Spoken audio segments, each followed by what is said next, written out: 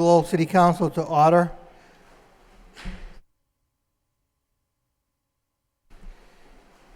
If we could begin with the council prayer. Dear God, today as this session opens, we pray that your presence will be before us and everyone who serves in the decision-making process of our city. We pray for direction which will lead our city to be strong and unified. May we continue the legacy of our founders. May we be granted this day the wisdom to make decisions which will be for the good of our city. We also pray for your special blessing on all those who are working to transform our city and make it a better place to live and work. Amen. Please join me now in honoring America. I pledge allegiance to the flag of the United States of America and to the republic for which it stands, one nation, under God, indivisible, with liberty and justice for all. Roll call. Councilor Mercia. Here. Mayor Milanazzo. Here. Councilor Murphy. Here. Councilor Broderick. Here. Councilor Caulfield. Here. Councilor Dakota. Here. Councilor Elliott. Here. Councilor Martin. Here. Councilor Mendonça. Here. 9 present. Thank you. The chair recognizes Councilor Caulfield. Thank you very much, Mr. Mayor. I'm requesting a moment of silence with darkened chambers for Frederick Kenny Greathead, a loving and devoted husband, father, grandfather. Mr. Greathead was a veteran of the United States Naval Reserve and excelled as a crossing guard on Andover Street for the Riley and Sullivan schools for over 15 years. He also volunteered for years at the Belvedere Police Station. He was an excellent person, an excellent Lowellian. Also for Joseph McGuire, a loving and devoted husband, father, grandfather, retired Lowell firefighter. Mr. McGuire proudly served this country in the United States Navy during the Second World War and was involved in the Battle of Omaha Beach on D-Day. Joe McGuire coached and managed the youth baseball leagues at Shed Park for decades and was a mentor and a friend to many of the youth at Shed Park. May they both rest in peace. Thank you, Councilor Caulfield. Chair recognizes Councilor Martin. Thank you, Mr. Mayor. I'd like to add a moment of silence in darkened chambers for Joseph McNamara. Many of us knew Joe. He was the longtime aide for State Representative Ed LaLasher. He was also the longtime president of the Sacred Heart Men's Club, which was the primary financial supporter of the Sacred Heart School. Joe survived by his wife Peggy, 7 wonderful children and 8 grandchildren. I know he was very proud of all of them.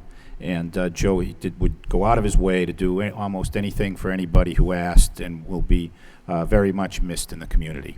Thank you, Councilor Martin. Anyone else? May we now rise in a moment of silence in darkened chambers.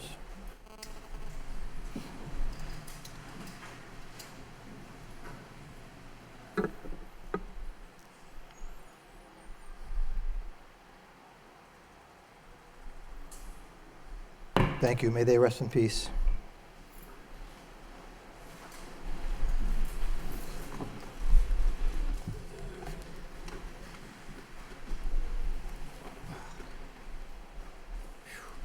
Okay, if my colleagues would permit me, we have 2 items before we actually open the agenda. We have a citation and recognition for Eastern Bank. What I'd like to do is just do the citation first, because with the Eastern Bank, what I'd like to do is take the item at Councilor Rita Mercia's request, item number 27, out of order to accept a gift from Eastern Bank for the pool opening. So if my colleagues permit, I'd like to begin by mentioning a new business that is now located here in Lowell in the Highland section.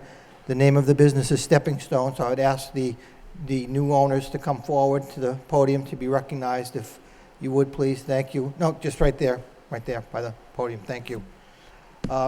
We did have a ribbon cutting on June 18th, and I know that Councilor Rita Mercia and Councilor Mendonça and I were there, and we just thought it'd be so fitting, since they are a new business in the city, to have them come to the council. I'd be happy to read the citation again, and to have them say a few words to not only my colleagues here and those in attendance, but also to the viewing audience. So, be it hereby known to all, the City of Lowell and the Commonwealth of Massachusetts hereby welcome Stepping Stones Life Resource Center for Healing of the Mind, Body, and Spirit as a new business to make its home in the City of Lowell.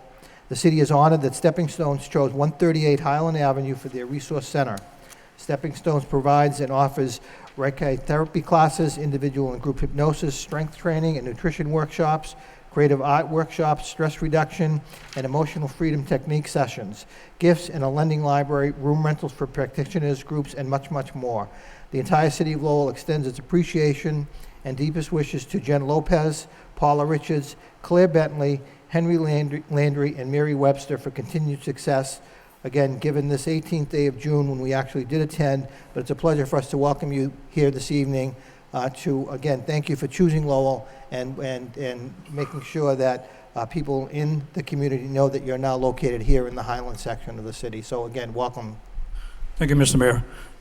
We all appreciate the opportunity to open a business. We've only been here for a few months, and it's been kind of rough getting it going, like anybody knows starting a new business. But our purpose in being here is to make a difference in the community. We have a lot of different services, and we're working hard to get the word out to people to let them know. As you heard, we have all different kind of services, and I'm the instructor for the exercise class. And I started the class at the senior center. So we started working with seniors, and now we're getting younger people that are joining in. So we're not exclusive to seniors, but we have a lot of different services. And like I said, we appreciate the opportunity to open up in Lowell. We hope to make a big difference. Thank you. And we appreciate the good work the Greater Lowell Chamber of Commerce does as well. I know that they were involved with our opening that day on the 18th, so kudos to them as well. Thank you. Thank you. Thank you very much. Thank you.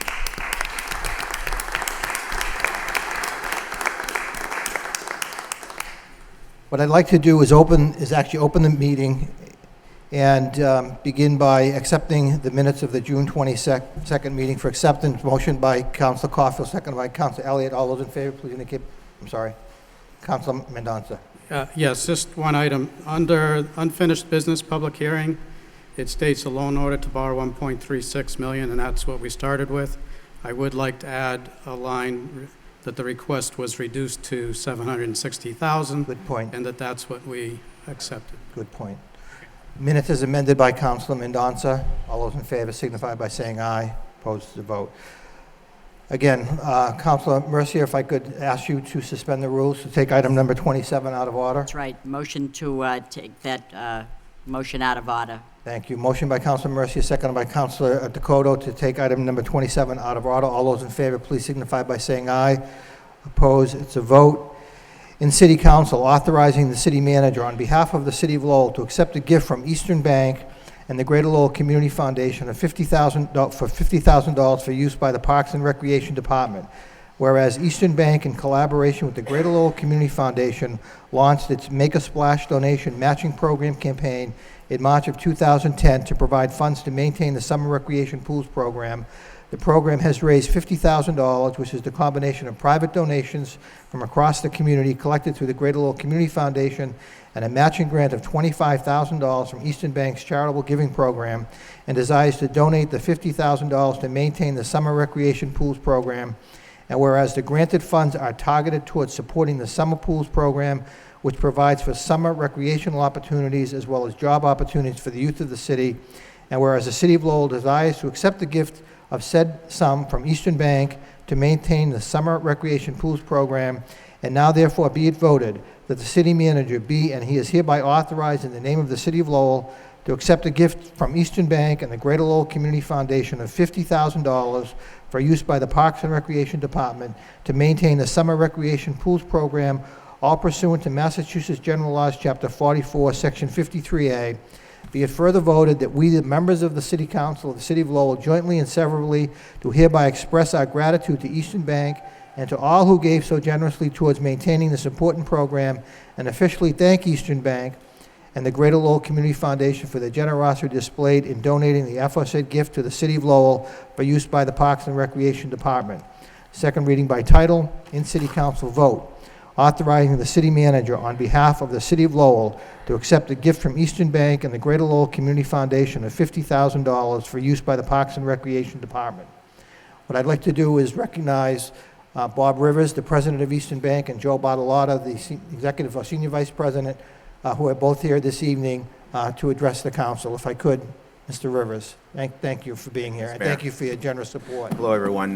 First of all, I appreciate the opportunity to to speak to you again this evening. You might remember it was just 4 months ago in March that we first came before you to announce this unique public and private partnership known as Make a Splash in Lowell, which was a partnership between Eastern Bank, the city, as well as the Greater Lowell Community Foundation. And I am happy to report that we have met our goal of raising the $50,000 through a matching grant from the Eastern Bank Charitable Foundation and the generosity of many here in the city. Both individuals and businesses came out in full force.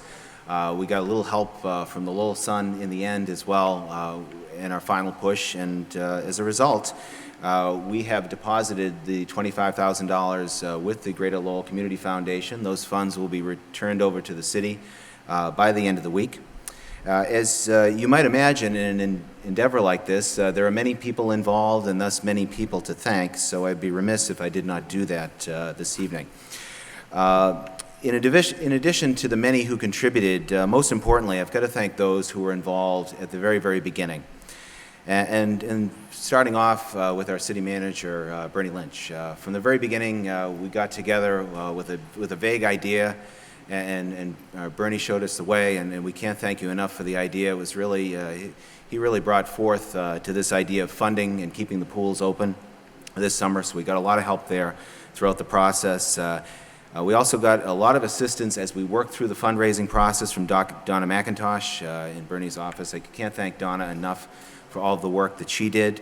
Elsie Noon from the Cultural Organization of Lowell also helped us with some of the public relations and the advertising, and again, the fundraising. And last and certainly not least on my list is Rita Mercier. From the very beginning, when I stood at this podium in March, Rita voiced her support, not only verbally, but announced that she would be the first to donate, which she was. And throughout the campaign, as we worked through the process of raising the money, it was her phone calls that continued to bring people in, and Rita, we can't thank you enough. So together, all of us made a splash, and thanks to the efforts of all of us, the kids in Lowell are going to be able to make a splash this summer themselves. Going to enjoy the pool, which we can all appreciate in this heat. In fact, as I stand here before you tonight, I'm thinking maybe the next Eastern Bank matching grant should be for air conditioning for the city chambers. Yeah. But we also suspect that in addition to the kids enjoying the pools, that many adults will be enjoying the pools as well. In fact, in the event that Bernie decides to join them, we wanted to make sure that he was safe in doing so. So with that, Mr. Manager, we have a gift for you. That's right. Of course. Wouldn't be quite as much fun if you didn't.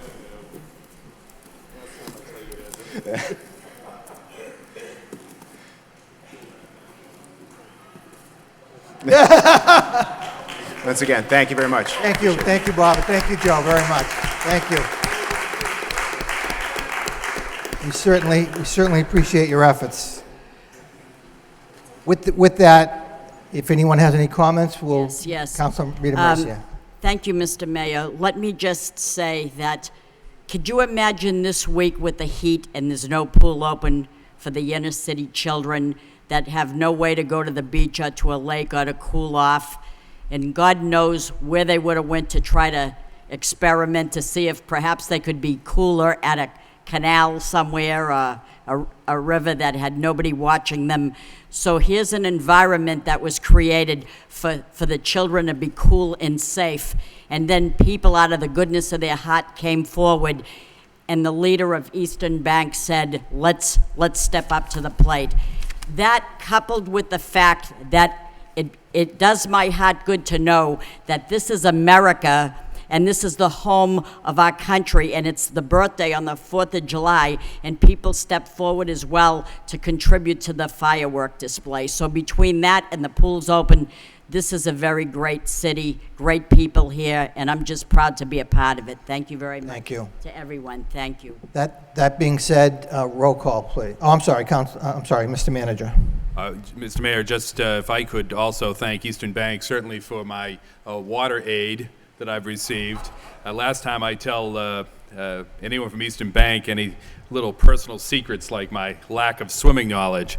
But I want to thank Eastern Bank, particularly to the working closely with Joe Bartolotta from Eastern. And when I remember when we met back in December or January with snow on the ground, the idea of putting money towards the pools seemed somewhat unusual, but Eastern Bank stepped forward and really played a leadership role in the community to help us raise this money and to contribute the money from the foundation that, as Councilor Mercia pointed out, is allowing the pools to stay open. In fact, last week with the heat, we allowed them to stay open a little bit longer, and people truly appreciated that. And they really, unfortunately, given the financial conditions the city is under, we don't have the money necessarily to put into all of our program, but we wanted to have a recreation program this summer that really made it possible for the kids in the city to enjoy themselves, to stay cool, and it couldn't have been done without Eastern Bank. So, Bob and Joe, I want to thank you and thank everyone that participated in this. Thank you. Thank you.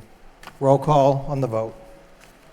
Councilor Mercia, Yes, and thank you. Mayor Milonazo. Yes. Councilor Murphy, Yes. Councilor Broderick. Yes, thank you. Councilor Caulfield. Yes. Councilor Dakota. Yes. Councilor Elliott. Yes. Councilor Martin. Yes. Councilor Mendoza. Yes. 9 yea. Thank you. While we're under suspension, if I could just make note of the fact that we had the Merrimack River cleanup on Saturday, and you saw the article in tonight's paper, Rocky Morrison and the Merrimack River Cleanup Committee, they did great work, and the article in the paper really said it all, especially the pictures with that old anchor that they found in the river, and I just thought it'd be good for my colleagues to acknowledge their good work along the river this past Saturday.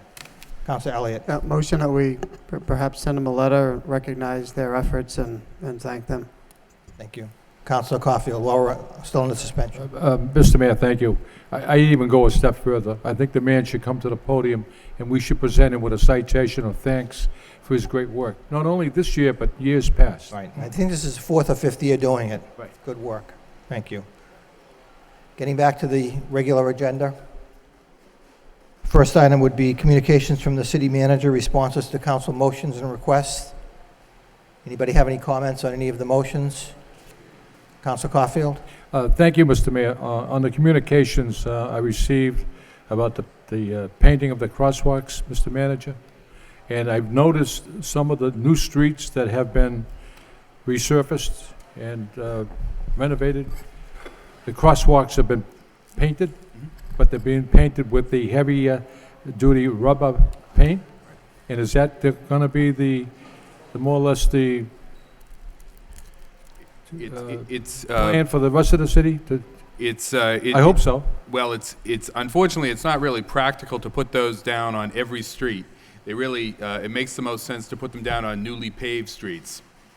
Once the thermoplastic has a depth of about a quarter of an inch thereabouts. So you can just imagine if you use that all the time over your crosswalks and your stop bars, over time you'd add a quarter of an inch, a quarter of an inch, and a quarter of an inch. It would start to be a problem. So it doesn't make sense to put them down on all the streets, but on the newly paved streets we do it, and we're looking at some ways that we can use it on a partial basis for a second repainting. But after that, it has to go really back to the ordinary paint. And what about also, from a cost standpoint, it's far less expensive to do it. And with what the about regular the paint. main crosswalks, especially downtown for the Lowell Folk Festival? Right. Are we going to have those painted by then? We're working to get that done now. We do have a number of, we've been putting quite a bit of emphasis on the new crosswalks that are being done by a private donor in the downtown area, and then we're looking to do the other ones as well in the downtown area. Okay. Thank you. Anyone else? Councilor Mendoza? Yes, related to Councilor Caulfield's motion, the report indicated that some of the neighborhoods had been completed, and I just want to bring up one intersection that's relatively busy. It says Pawtucket is completed, but the corner where Varnum Ave meets Pawtucket Boulevard, those lines are pretty much gone. My guess, maybe it's the state that's responsible for that, but if it is, those need to be redrawn to what was intended. On another matter, I had a response To my question about Boot Hydro and the taxes they paid, I appreciate getting that report, which indicates that they're paying the full taxes at the regular commercial rate. There's no tax breaks involved since 2008, and they are current in that. I also appreciate the response to the motion that Councilor Dakota and I made a few months ago regarding the goals. I appreciate that it's a report of progress and that you've given us some details as to the direction you're going in. I do believe that that is the right direction, in my opinion, so I look forward to having this, hopefully in the near future, completed so we can have some goals for what we're going to accomplish in FY 2011, maybe beyond if that's your plan to do that. Thank you. Thank you, Councilman Mendonça. Anyone else on the motions? Council Martin. Thank you, Mr. Mayor. We had a report back in response to a motion by Councilor Murphy about fees for various special events and parks. Is that available on the website? Do we know? Okay. Is available on the website. Okay. All right. Thank you. Thank you. Anything else? All those in favor of accepting the responses to council motions and requests and placed on file signify by saying aye. Aye. Opposed? It's a vote. Next item, communications from city manager. We have 2 out-of-state travel requests this evening. Motion to approve by Councilor Mercia, seconded by Councilor Broderick. Any discussion? Roll call. Councilor Mercia. Yes. Mayor Milonazo. Yes. Councilor Murphy. Yes. Councilor Broderick. Yes. Councilor Caulfield. Yes. Councilor Dakota. Yes. Councilor Elliott. Yes. Councilor Martin. Yes. Councilor Mendonça. Yes. 9 yeas. It being 7 o'clock, we are now at public hearings. The first public hearing in City Council ordinance, an ordinance deleting and abolishing some positions and amending the compensation of certain employees, all consistent with and included in the City of Lowell budget for fiscal year 2011, passed by the City Council on June 8th, 2010. Whereas certain positions hereto attached were eliminated in the said budget for fiscal year 2011 and are to be abolished from the code, and whereas this ordinance is presented to the City Council for passage in order to codify the abolition of certain positions and other code changes, all consistent with and included in the City of Lowell budget for fiscal year 2011, passed by the City Council on June 8, 2010. And whereas in some instances in this ordinance, the change by creating and deleting of a particular position merely reflects a change of title, sometimes with and sometimes without a change in salary, and in some instances a salary increase or transfer of positions from one department to another. Now therefore be it voted by the City Council of the City of Lowell by a 2/3 vote as follows. Motion to waive the full reading by Councilor Broderick, seconded by Councilor Mendonça. All those in favor of waiving the full reading signify by saying aye. Opposed to vote. Again, in City Council, I open the public hearing for those wishing to speak in favor of the ordinance as presented. Chair recognizes Mr. Goldman. Mr. Mayor, members of the council, Mr. Manager, ladies and gentlemen, for the record, my name is Mark Goldman, 58 Oakland Street, Lowell, Mass. Wish to be recorded in favor of this.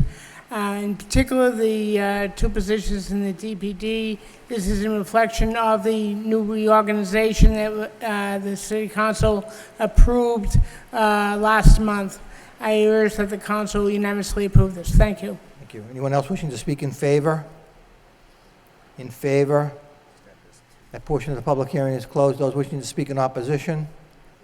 In opposition? In opposition, the public hearing is now closed. The chair recognizes the city manager.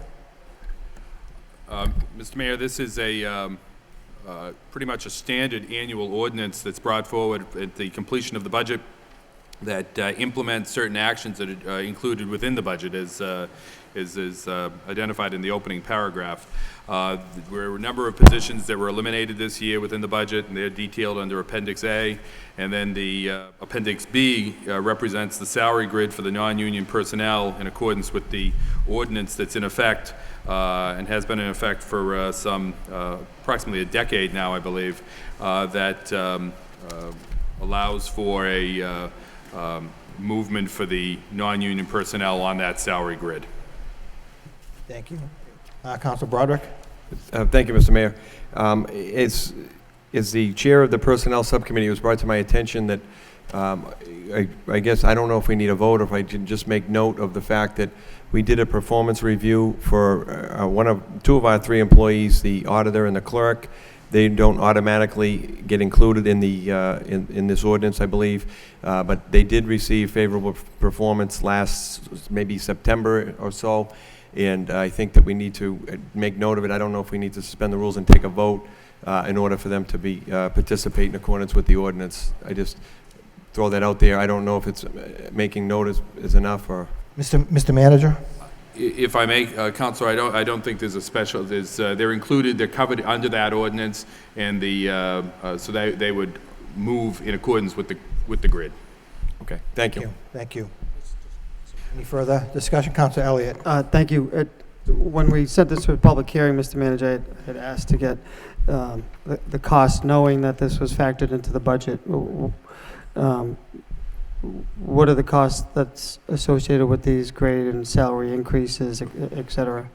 The cost of the cost of living increase is approximately $60,000. That's included. The number is included within the budget, or is already covered in the budget. There's also provision in the budget for implementation of a merit raise or merit increase for eligible employees. They have to go through the performance evaluation process that's included within the city ordinance for the non-union personnel. And that would take place in January. That has been foregone, was foregone, as was the cost of living last year, as well as the merit the year before that. As well as a couple years before that as well. But the cost of the merit, if everyone is successful in going through the evaluation process, is approximately $30,000. So the total cost for all of these employees, all of the non-union employees, is between $60,000 and $90,000. Thank you. Thank you. Any other questions? Councilor Mercia? I don't have a question, but I think it's incumbent upon myself to explain to the viewers why I'm not going to support this. And the reason being that I don't have a problem with living up to the contractual obligation and abiding by rules. And maybe the rule says that if people do their job, they get extra. And I'm thinking in this day and age, in the economy the way it is, it's one thing to have given someone a raise, but to give them a merit raise on top of it, I would have supported a raise, but I wouldn't support a merit increase. And that's why I'm going to vote no. I'm sorry, but that's just how I feel. Thank you. Councilor Mendonça? Just to clarify, in case I missed something, because it says that amend compensation consistent with the FY11 budget. So those were moving the names around, and there were some budgeted amounts. I didn't think this included any merit increases in addition to that, but I seem to be hearing that that is the case or not.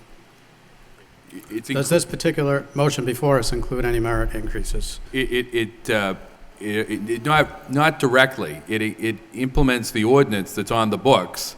That is a rule that we have gone to the non-union people and told them we couldn't afford to do it in prior years, but the ordinance does provide for a performance evaluation each December, and if eligible, they are entitled to a merit increase. That has never been, that's always been there. What this ordinance does, is it increases the grid by 2.5%. That's the 2.5% cost of living increase. And then down the road, if there are merit increases given in accordance with the ordinance that's already on the books, that would, is already included within that grid. Okay, so I'm understanding, we're not necessarily approving any merit increases per se. No, there's no merit increase. If they meet the requirements, they would move up a column on the grid or something of that nature. Exactly. And we're just approving that grid. That's right. Thank you. Councilor Mercia? Didn't you just say that the merit increases total at $30,000? If they're provided. All right, well, they're there somewhere. They're already voted They're in the somewhere. budget. They're voted in the budget. They're there. They're there. If they are successful in going through that process, and if we in fact go through that process, that may not occur, but they were included within the budget at this point in time. And I'm certainly sure people have gotten them. No, they haven't gotten them. No, but if we vote for them, they'll get it. You've already voted the money that's there. You're not voting any money with this ordinance. No, but we're voting for the package as presented You're voting for the grid. You're voting a 2.5% increase on the grid. That's what you're voting on. with merit raises in there. The merit raises are already in the ordinance. You're not voting merit raises. You're voting the 2.5% increase on the grid. And merit raises, well, then why did you say that $30,000 amounts? I was being, completely, a complete picture for Councilor Elliott on what the cost was of this salary increases in the fiscal year 11 budget with the non-union personnel. The 2.5% increase, and then even without this change to the grid, there's the merit increases that are already in the ordinance. They're already there. Councilor Broderick. Thank you, Mr. Mayor. As I stated when we did the budget, I have no problem if we're going to make cuts and make them equally and fair. And we've held up our ends with the contracts with the unions, and I think the fair thing to do here is to do the same with the non-union folks for a number of reasons. One is it's a matter of fairness. These folks don't get it. Most of them, I think, my understanding is, don't get overtime. They work just as hard as everybody else. And if we're going to make cuts, we ought to do it uniformly. And I think, secondly, that what we're going to do is encourage folks to go ahead and form their own union, and then instead of dealing with the grid and having some flexibility, we'll be dealing with another union. And I think that was the purpose of why this was all done 10, however many years ago, is there was a benefit to the city by getting people to come out of a union and deal with us on a one-on-one basis, whether it's merit or by the grid.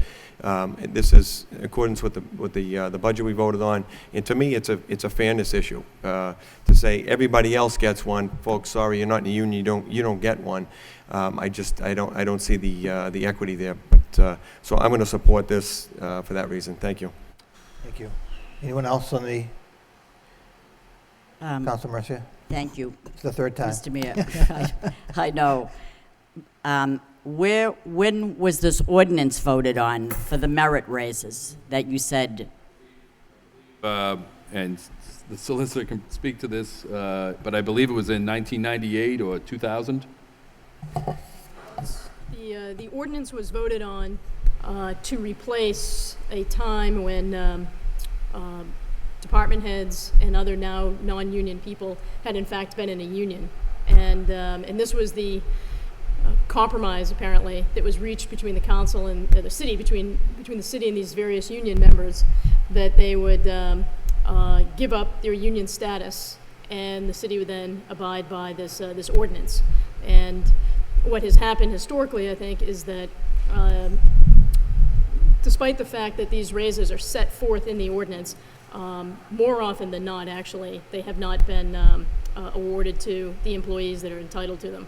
So it was passed actually quite some time ago, and there have been many instances, such as in years past, where several years have gone by, where there have been no raises. I know that this is non-union employees, but does this grid tie into a specific time, like every year that get an increase? How does this work? It's very similar to the system that exists in other municipal governments and state government and federal government. Essentially, it's a grade and step system, that every position within the city, non-union position within the city, is placed on a grade from 1 to 8. 1 being the highest, 8 being the lowest. And when someone starts, they generally start on step 1. So they may be grade 7, step 1, at $38,850.90. Each year, the city council amends this grid by some amount. Generally, it's 2.5%. And it should say subject to appropriation, because sometimes the economy is so tough that we just can't live up to this. And that's what we've done. We have done that. Then, each January, the employee goes through an evaluation. And I would argue, Council, with all due respect, that I understand you saying that we shouldn't be giving out merit. I would argue that that should be the only time you give it out an increase. But, this differentiates. Union people may get larger cost of living raises than are identified here, but the non-union personnel are allowed to get a merit increase on top of that, and they work their way up from step one. On top step of the one- step grade. No, the step raise is the merit raise. You only go from step one to step two if you're successful in completing the performance evaluation. So there are people that work in City Hall that do not get a good job performance, so they don't get a step increase. Absolutely, absolutely. And then when they Well, get to, I'd like a report as to how many have not gotten it. well, nobody got one last year, and I believe no one got one the year before that. They didn't perform, or because we Those didn't have years, the money? those years, because we identified that there wasn't money. And we just couldn't. Well, Now, well, I will could say, s- I could will say support that this if we didn't have the money and that was the contingent upon. I will say that the union personnel last year did receive step raises. Even though they didn't get cost of living raises, they did receive step raises. And I recall that being at the point of discussion on city council floor, that the union contract provided that people that were here a certain number of years were able to go from step one to step two, or to step three, or to step four, and so on.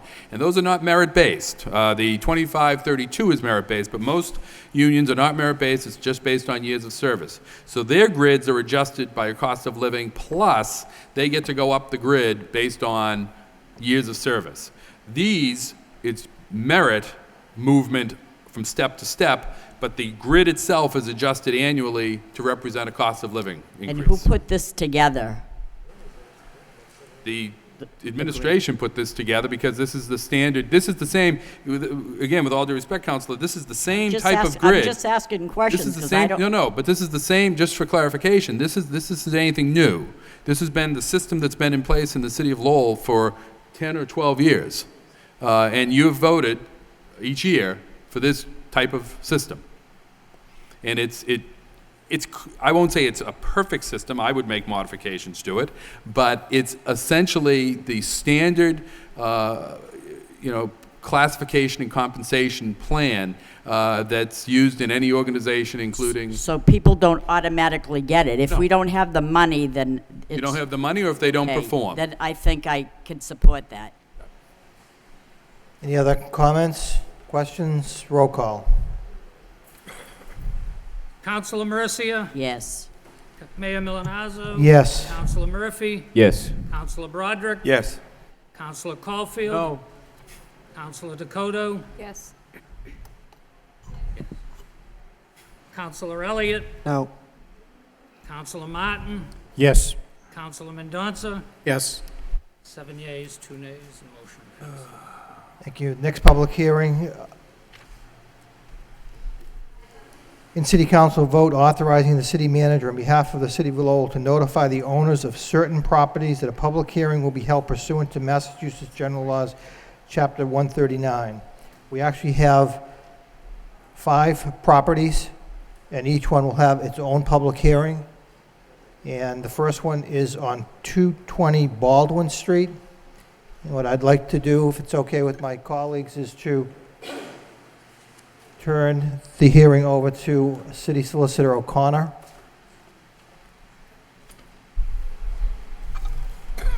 First of all, a housekeeping, and given the heat this evening, it should be some good news that 2 of the properties have been removed from the demo list for your consideration.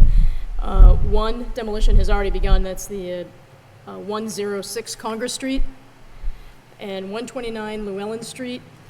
The property owner has pulled several permits with the intention of rehabbing the property. So these 2 properties have been removed from the list this evening. So there'll be three properties to go through. So 129 Llewellyn Street and 106 Congress Street are being removed from the hearing. That's correct.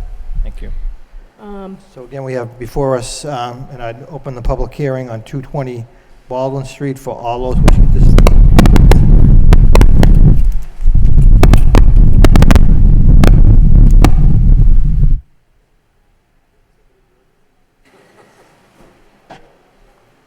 All those wishing to speak in favor of the demolition order?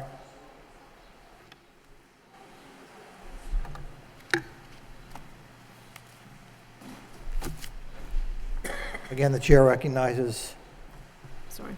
City Solicitor O'Connor. Thank you. At this point, I would ask that the building commissioner come to the podium.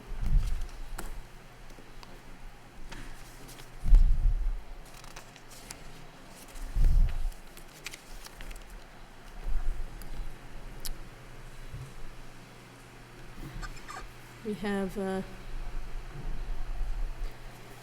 starting with 220 Baldwin Street.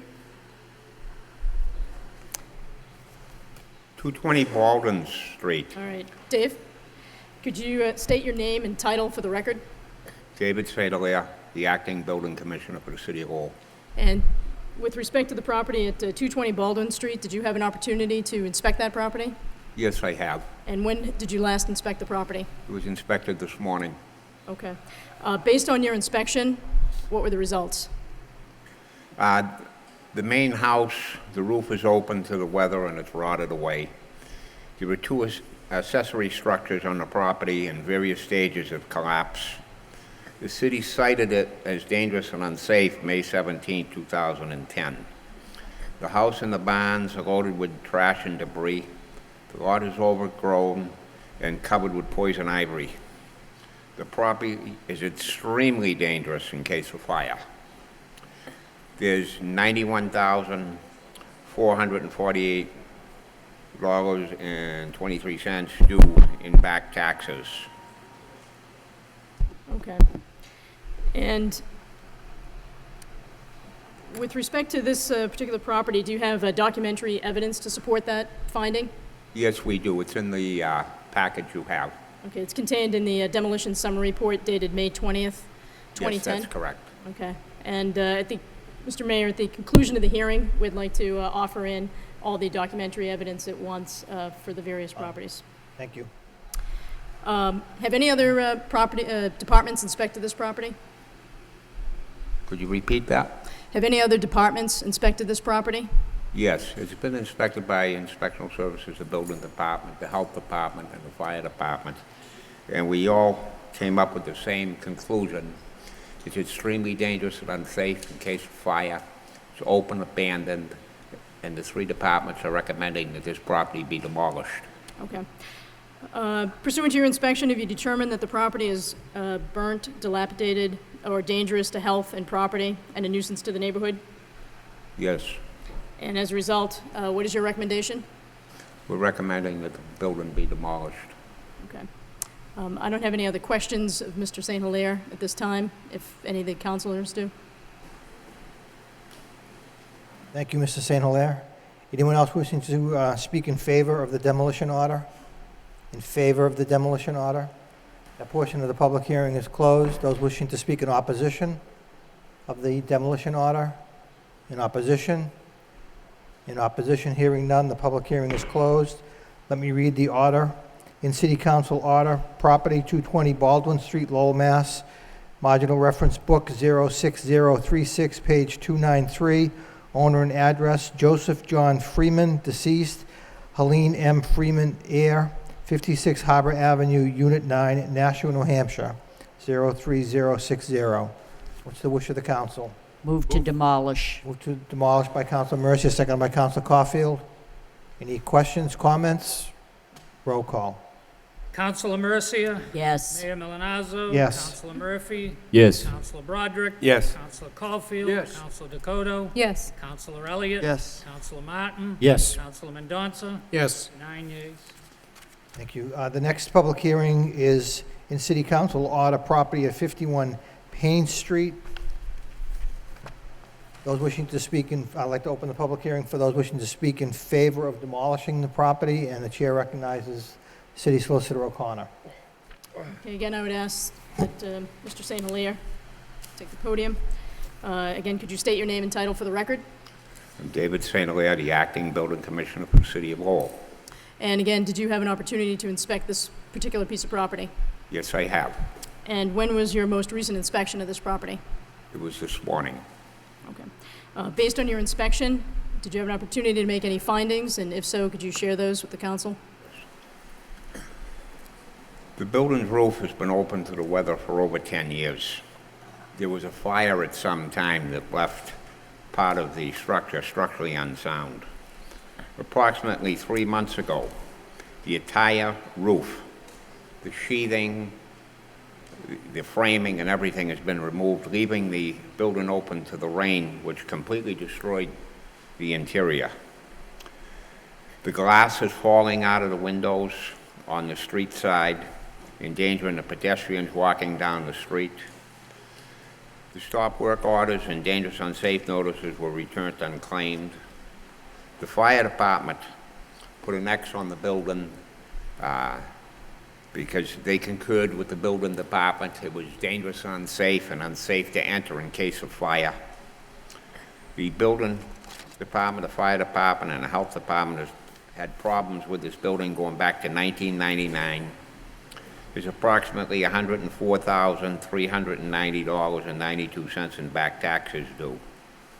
The building department, the health department, and the fire department all recommend that this building be demolished due to the fact it's extremely dangerous and unsafe in case of fire. Mr. St. Hilaire, the photos on the screen, do you recognize these? Yes, And- that's the interior roof area prior to its removal. Of Payne Street? Right. And could you walk us through the series of photos and describe what's shown in the photographs? That's the upper roof area. That's where the fire department put the X. And if you look along the top of the roof line, that whole flat roof has now been removed. And it's completely open to the weather. You're going to see some broken windows there. There's a few more as of today. That is on the street side, right on the edge of the sidewalk, where this glass can fall on pedestrians walking down the street. And can you describe again what the significance of the X mark is? Excuse me? Can you describe again the significance of the X mark? The X was put on there by the fire department because the head of the fire department and the building department determined this building to be extremely dangerous, unsafe, and it's unsafe for a fireman to enter this building to put out a fire in case of fire. Okay. The next photograph?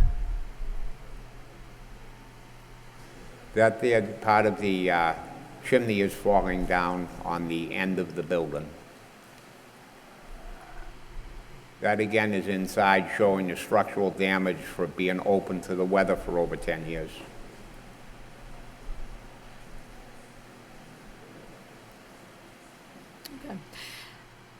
You had indicated, I believe, that other departments had made inspections of this property. Yes, it's been inspected by the building department, the fire department, and the health department. Okay. And they all determined? We all concur it's extremely dangerous, unsafe, and should be demolished. Okay. Lastly, pursuant to your inspection, have you determined that the property is burnt, dilapidated, and dangerous to health and property? Yes, I do. And a nuisance to the neighborhood? Yes. And what is your recommendation with I'm respect to this recommending it property? be demolished. All right, I have no further questions. Mr. St. Hilaire? Thank you, Mr. St. Hilaire. Anyone else wishing to speak in favor of the demolition? In favor of the demolition? Name and address, please. I'm in opposition. Did you ask for opposition, No, sir? no, in favor. That portion of the public hearing is now closed, and those wishing to speak in opposition, please state your name and address, please. Good evening, Councilor, men, women, Mayor. This has been a long ordeal for this particular building. This building was leaned unfairly. We had a Can we get the name and address of the speaker? What'd you say that? Sorry, name and address, please. Oh, I'm terribly sorry. John F. Daly, Hyannisport, Mass. I'm representing Lombardi Trust, which is the Stamos family. Thank you. Okay. I'm very familiar with the property down there and that area. In fact, I was with them when it originally was bought 40 years ago. The particular piece of property was leased to someone, and a lien attachment was put on the property, which was unjust. They tied it up for 9 years in court. We finally got it clear in the Worcester court, and we started ahead We took back the building on a foreclosure and started to work out the problems. One of the things was that in 1900, that roof was burnt. 1920 probably was burnt. Hard to get a fixed date on it. So it should have been repaired, 20 years ago. When we sold the building, we made it subject to having the building, the roof repaired. About a month and a half ago, I went and looked at it. It was highly dangerous. I took the roof off. My experience, maybe I should explain right now. I did most of the waterfront in Boston, on Atlantic Avenue, on mill buildings like that. The building is sound. I've had an architect. In fact, I went to submit a building permit today. Architect and an engineer there. We took the roof off of it because that was dangerous. The rest of the building's sound. Some beams we replaced in it. We have a program to go forward. I thought we had an agreement to, I got the, the certificate of,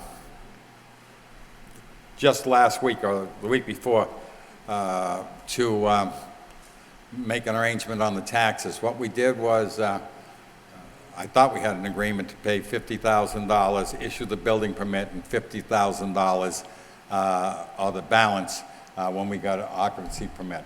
I think you'll see it in that paperwork there. What we find is there's a great need for small storage offices and storage containers for contractors. The Payne Street is overcrowded with automobiles as it is. It's a constant problem with automobiles. In 1972, I built a garage down on the left-hand side for Don Delmore. So I thought the best and highest use was to take the top floor off, make it 2 floors, which we're in the ability of doing, putting a new roof on it, offices and containers for contractors. Maybe divide the costs up in a condominium type situation where you'd have 8 units there and you'd have 24-hour watch. I thought we were all on the same page, and then all of a sudden, we've got to change. I don't know. Something is, as they say, rotten in Delmont, but I'm going to tell you this. I didn't fight 8 years for the Stamos family to get the building back and the thing.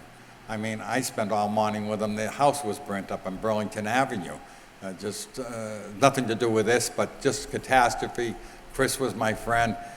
He died 2 years ago with me in Florida. Peter, all the rest of the family have been involved very deeply in this thing. And we just want to go forward. Then you say you can't go forward because of taxes. Okay, we'll get the taxes. You know what I mean? And it's a pinball game. We're jammed in the middle. And as we all know, there isn't a big influx of money out there anymore. And everybody's just scared to lend $1. We do have a local lender, the Silver and Silver said, clean it up. We'll mortgage these little units. It's not like we're not trying. We've been back and forth from the town hall, back and forth to the building inspectors. Like I say, I've been an A-licensed builder in the city of Boston for 40 years.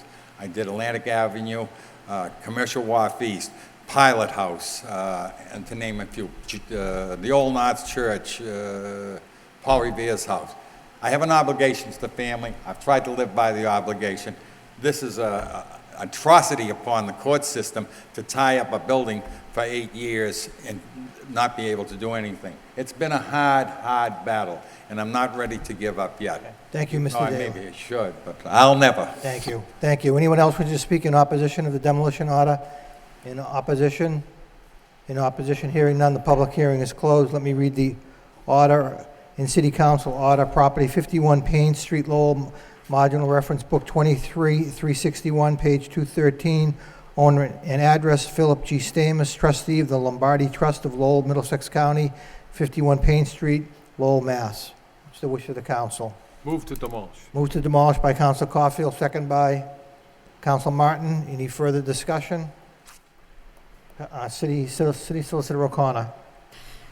One of the things that could occur with this particular property, given the amount of taxes that are due, as well as the amount of money that will be more public dollars that will be spent demolishing the property, is that the council could move ahead, vote to demolish, and then instruct the city to hold the filing of the demolition order for up to 30 days, during which time those opposed to the owner of the building could enter into a tax payment plan, which in this case would bring in about a little over $50,000 right away, with another $50,000 to follow at the completion of the renovation project, and would also have to work closely with the building department.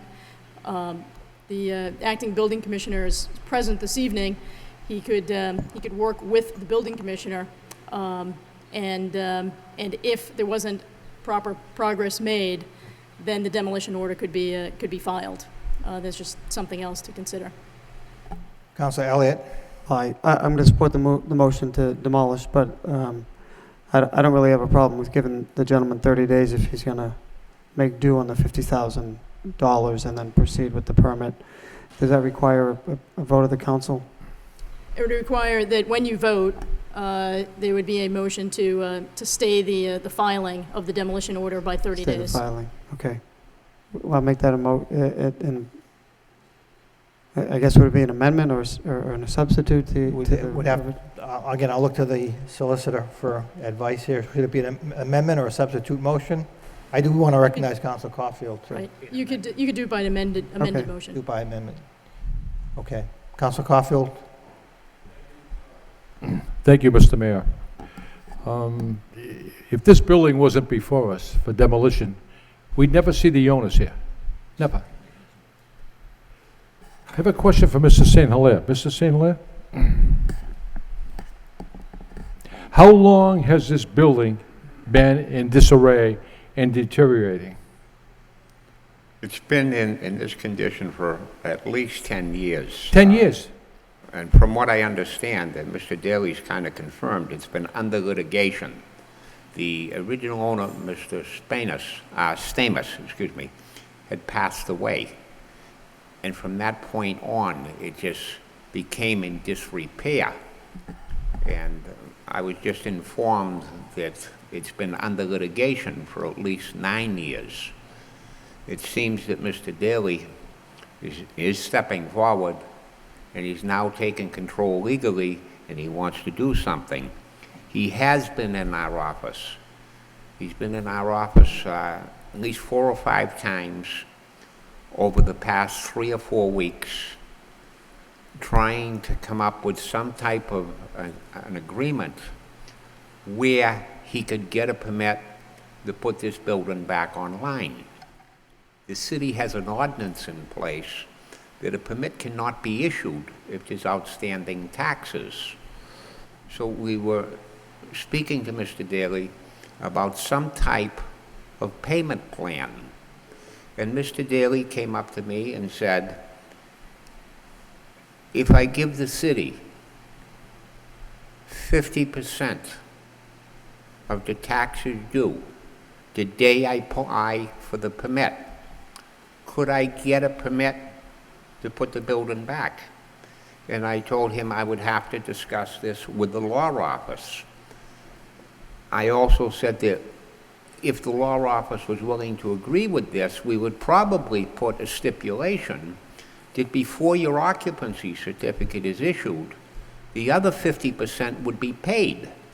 And Mr. Daly said he could do that because if he could put the building back together, he could sell some of these units, which will pay to put it together and pay the city the remaining 50% of the taxes. It's a great idea. It'll be nice if Mr. Daly can do it. He's got his architect working on the plans. But as of today, I have nothing in my hand. So I recommend that this building be demolished. If the council chooses to go with Mr. Daly, that is fine. I think if Mr. Daly can put it together, it'd be a great project for the city. It would keep the property back on the tax rolls, and it would be certainly an asset to that neighborhood. Then I'll support Councilor Elliott's substitute motion to give this gentleman a 30-day So grace. You'll second that? What we're going to Yes. do is approve the order of demolition with a 30-day stay. But a stipulation, if the city does not see any action or any movement, on the 31st day, the building's going to be demolished. So we have a motion, it's been seconded. Council Martin. Thank you, Mr. Mayor. I don't know if we can ask this, I'll ask the solicitor. We were just given this packet of information tonight by, I guess, the building owner's representative. In it, there's a reservation document for proposed buyers. The reservation price is $500. The proposed purchase price is $79,900. Curious if we know if any reservations have been received, or if we could make that inquiry. You could certainly make the inquiry of the applicant. I haven't received that packet and haven't reviewed any of the documents in it. So, Mr. Daly? Yes, that's just to demonstrate if there was a willingness for that particular type of, of structure. so how many do you have? We have two. Two? Two. You have three. I have three. What it basically is, it's no big deal. It's just a little office with 24-hour services on 5 of them. Place that people can put their ladders. This property is completely fenced in on all 4 sides. We'll put 8 containers in back, 8 foot wide, 8.5 high, 40 long. So each piece will have a deeded storage space.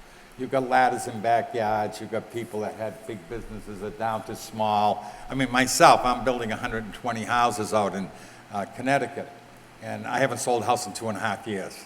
No money down, rural, 4 and 2.5 interest. I mean, it's absolutely crazy. I don't know what's happening out there. I've been through this many times. I see it up and down. This is the craziest market I ever saw in my life. That's the long and the short of it. That's why I understand they passed a new thing where they're going to give the banks 80% of their loss so they can short sale and sell the houses off. I don't know what's going to happen. I think that answers my question. I'll support the motion and in the 30-day delay, but, this is the end of the line. I do have some skepticism about this being able to be done. Well, I'll have the plans ready in 30 days. Specifically, what we need to see, Mr. Daly, is that you have entered into a payment plan with the city on the taxes, and that a building permit has in fact been issued within the 30 days. Thank you. Thank you very much. Thank you for your consideration. But again, we haven't taken the vote yet. We have a motion on the floor. It's been seconded. Any other discussion? Roll call. Councilor Mercia. Yes. Mayor Milonazo. Yes. Councilor Murphy. Yes. Councilor Broderick. Yes. Councilor Caulfield. Yes. Councilor Dakota. Yes. Councilor Elliott. Yes. Councilor Martin. Yes. Councilor Mendoza. Yes. 9 yeas. Thank you. Thank you. Good luck, Mr. Daly. Thank you. God bless. And then the last public hearing under this part of the agenda has to do with 11 South Whipple Street rear building. Marginal reference is Book 21-773, page 291. The owner and address is Soyoung Park, 247 Chestnut Hill Avenue in Brighton, Mass. 02135. I'd like to open the public hearing for all those wishing to speak in favor of the demolition. Chair recognizes City Solicitor O'Connor. Mr. St. Hilaire, could you state your name and title for the record? I'm David St. Hilaire. I'm the acting building commissioner for the city of Lowell. And did you have an occasion to inspect this property? Yes, I have. When was the last time you inspected this property? This morning. Okay. Based on your inspections of this property, including today's, could you relay what the results of your inspection?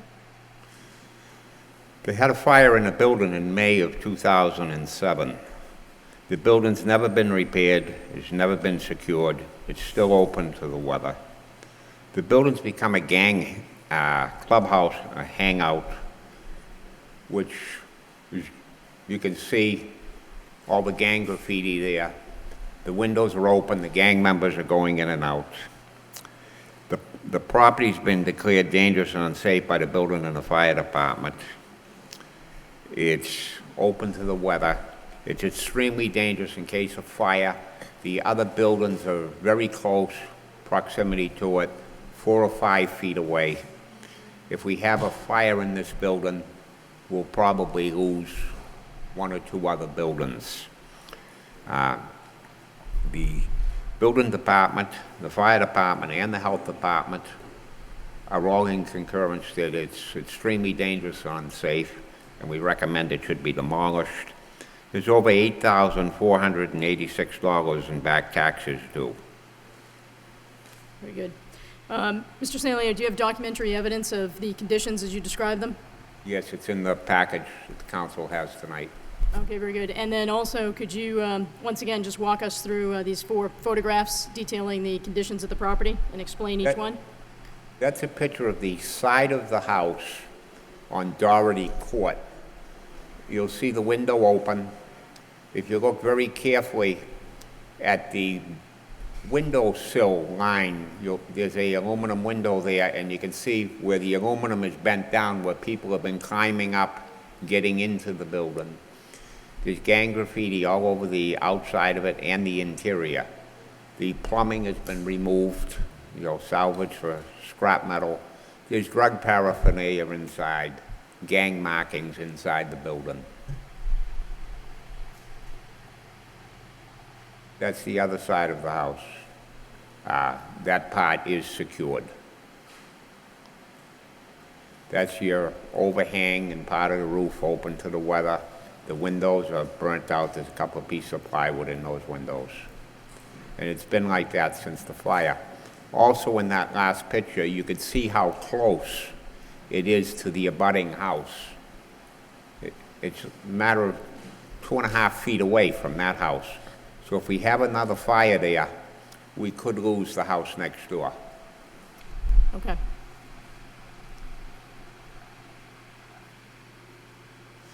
Again, you'll see the top attic windows open.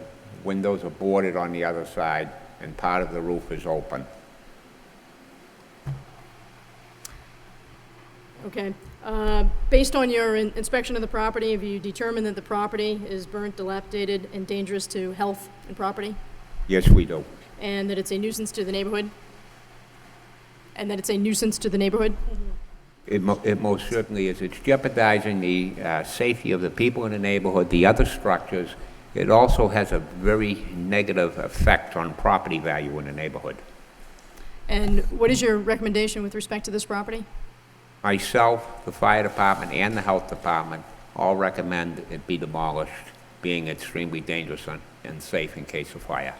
Okay, thank you. And at this time, I would ask to offer into evidence all of the documentary evidence pertaining to the properties, as well as all of the evidence that proper notice has been given to the homeowners. Thank you. Thank you, Attorney O'Connor. Anyone else wishing to speak in favor of the demolition order? In favor? Hearing none, that portion of the public hearing is closed. Those wishing to speak in opposition of the demolition order, name and address, please. Hi, my name is David Palumbo with Lexi Construction. The bank just got me on board of this week, so I haven't had a chance to look at the house.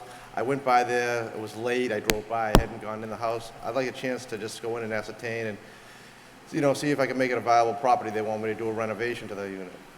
And the two properties, when you see them together like that, they're owned by the same owner. He told me it was 6 units that were there. When I looked at it, it is 2 buildings. He gave me a letter that I represent if you need this. I'd just like some time to go in there and just do a, evaluation of the property correctly. Get back to them. If I think it can be made into a viable property, I'll say it's cost effective and, let's go for it. It could be a win-win for the city and the bank. If not, we can take it down at our own dime. Okay, thank you. Anyone else wishing to speak in opposition? In opposition? Hearing none, the public hearing is closed. What's the wish of the council? Can I ask a question? Yes, Council Martin. Speaker, who's the bank? It is Raymond C. Green. He owns the note on the property. But could you speak into the microphone, please? He owns the property. Who? I didn't. Raymond C. Green, and he sold it. He's ready to foreclose on the owner that hasn't been around, hasn't shown his face. We can't find him, and they asked me to come down here, hired me to do some renovations for them throughout the city, not just this city. Do you have an address for Mr. Green?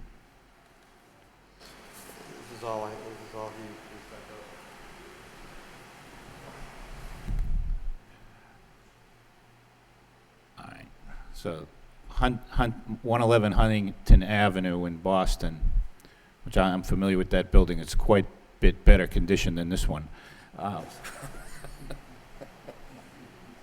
mean, you could be very well right. I haven't, I'd like to go in there and just take a look. But I'm there's not no asking- foreclosure proceedings even begun yet? Oh, yes.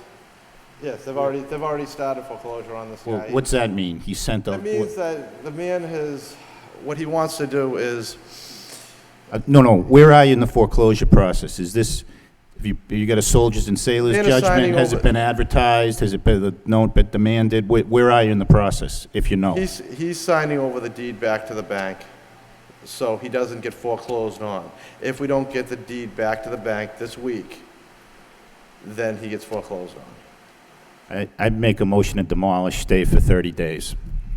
Motion to demolish, stay for 30 days, second by Council Caulfield. Any further discussion? Do we need that in the form of an amended to the vote, City Solicitor O'Connor? That would be in the form of an amended motion, as we did with the last item. Any further discussion? Roll call. Councilor Mercia. Yes. Mayor Milanazzo. Yes. Councilor Murphy. Yes. Councilor Broderick. Yes. Councilor Caulfield. Councilor Dakota. Yes. Councilor Elliott. Yes. Councilor Martin. Yes. Councilor Mendonça. Yes. 9 yeas. Thank you. I do have one question. I believe next week you have the bid opening for the companies that's going to take these buildings down that we've gone over tonight. I think there's a bid opening next week for the contractor that's going to take down the buildings, these homes next week. Whoever wins the bid on that, they have an itemized list of how much it's going to cost per property to take it down. If on this particular property, we can do it and take it down cheaper, if it comes to that, we'll be allowed to. Have at it. If the owner comes forward and offers to have his own contractor to demolish his own property? Yeah, that's what I That's would, the only way it could work out. Then that's something that you can approach the building department about, and Okay. and we'll work with the law department. okay, thank you very much. Thank you.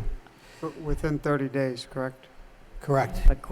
Thank you, Mr. Mayor. I have a question about this property. Say that it is demolished. Is it a buildable lot? Because why demolish it if it's not a buildable lot? I don't know. Is it? It's a safety hazard. What happens is there's two structures on that lot, both belonging to the same party. If that structure is demolished, it will make a good-sized area for off-street parking for the existing structure, which will certainly enhance that whole neighborhood. Okay, that's fine. Thank you. Thank you. Next, public hearing, loan order to borrow $7,343,000 for the purpose of planning, study, design, implementation, construction, and installation of upgrades, modifications to the wastewater treatment facility, collection system facilities, and existing flood protection systems as incorporated within Phase 1B of the Wastewater Utilities Capital Improvement Plan. I'm going to recognize Councilor Elliott because we did have a subcommittee prior to tonight's council meeting. Thank you, Mr. Mayor. We had a subcommittee on two items. One was a request from Council Caulfield to get a report on the wastewater enterprise fund, which consumed most of the meeting.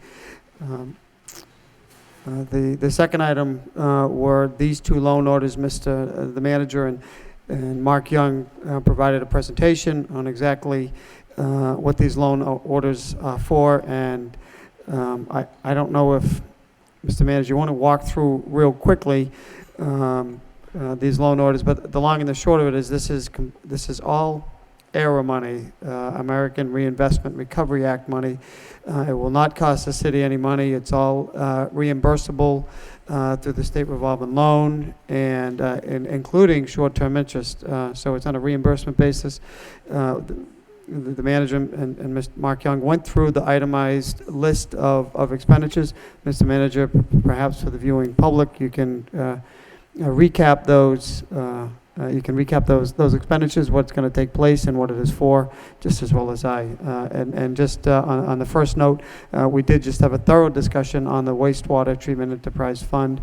A lot of questions, a lot of answers on exactly the performance or the financial status of it, but that will come up later when there will be a rate adjustment.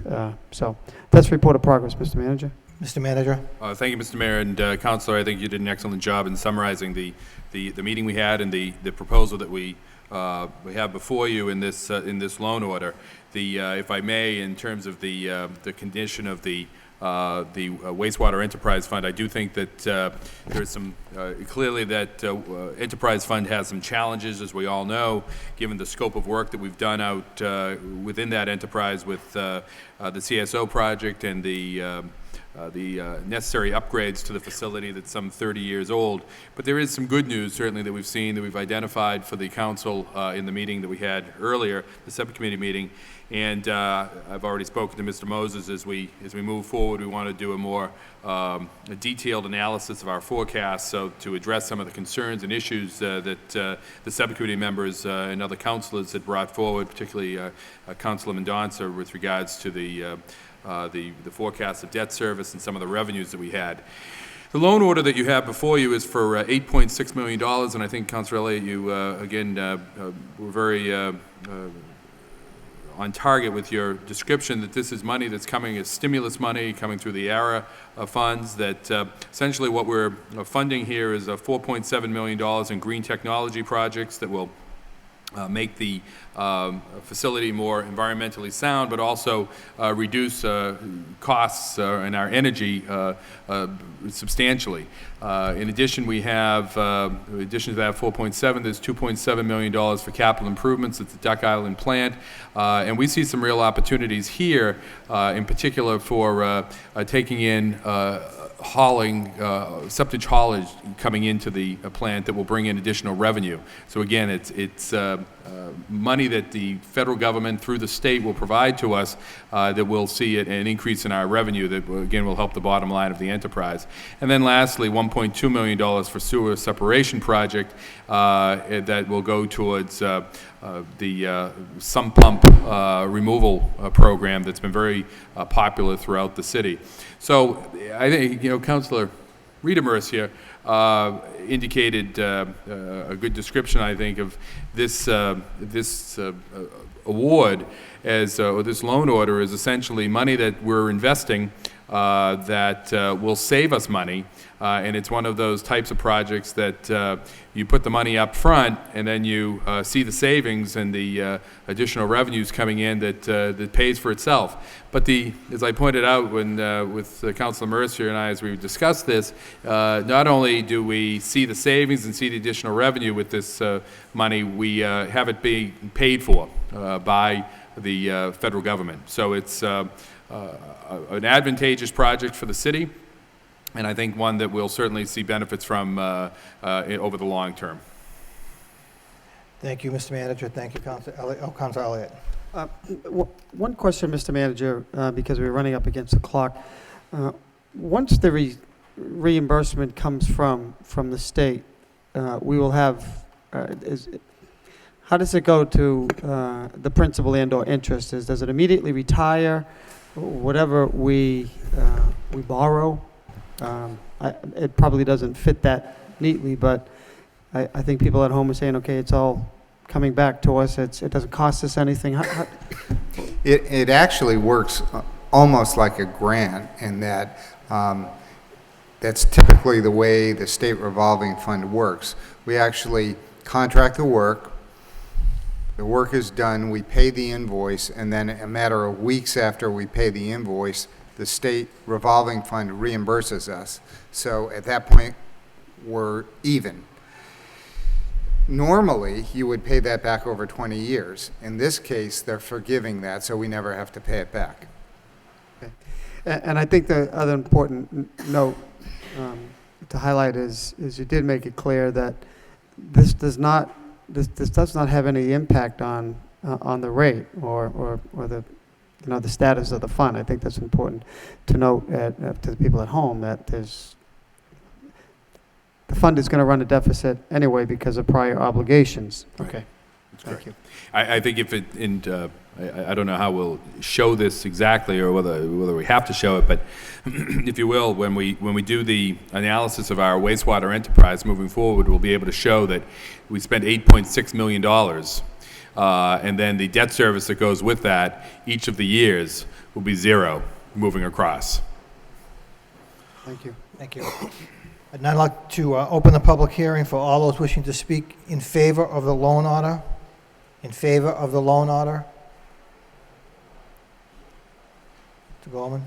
Mr. Mayor, members of the Lowell City Council, Mr. Manager, staff, ladies and gentlemen, for the record, my name is Mark Goldman, 58 Oakland Street, Lowell, Mass. Wish to be recorded in favor of this. This is a win-win situation, and urge that the council unanimously approve this. Thank you. Thank you, Mr. Goldman. Anyone else wishing to speak in favor? In favor, that portion of the public hearing is closed. Those wishing to speak in opposition?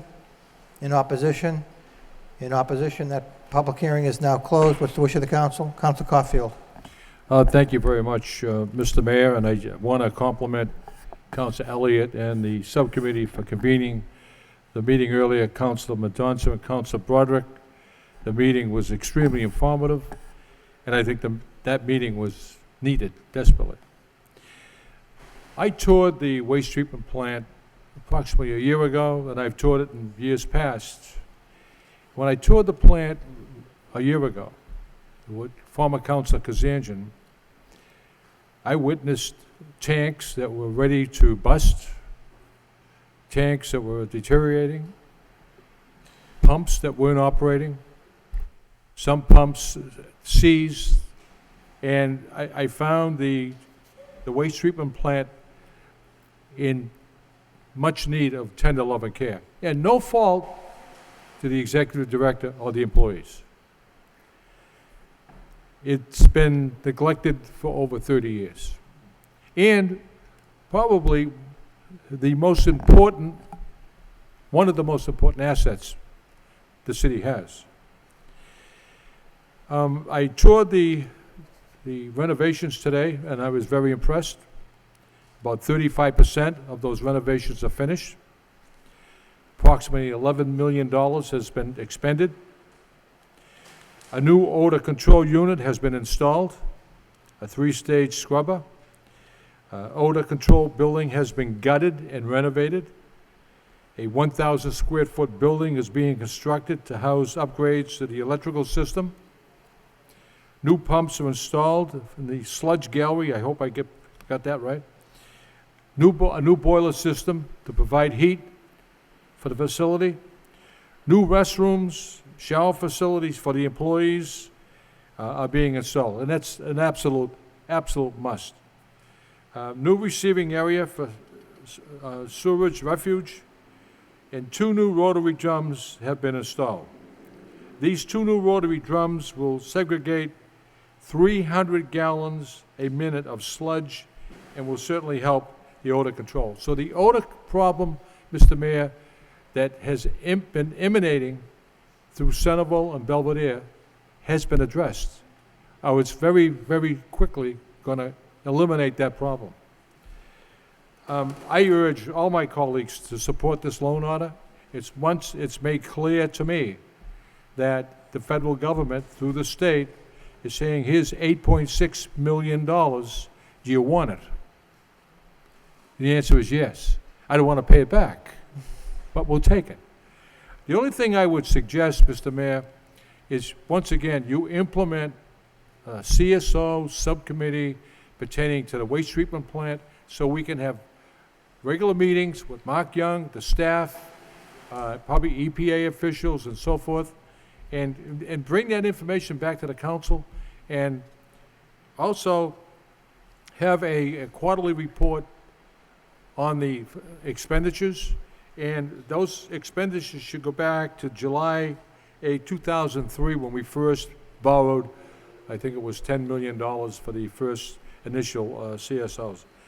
The CSOs in this city has been a huge success, and as Mark Young indicated, over 300 homes in the Highlands have sump pumps installed.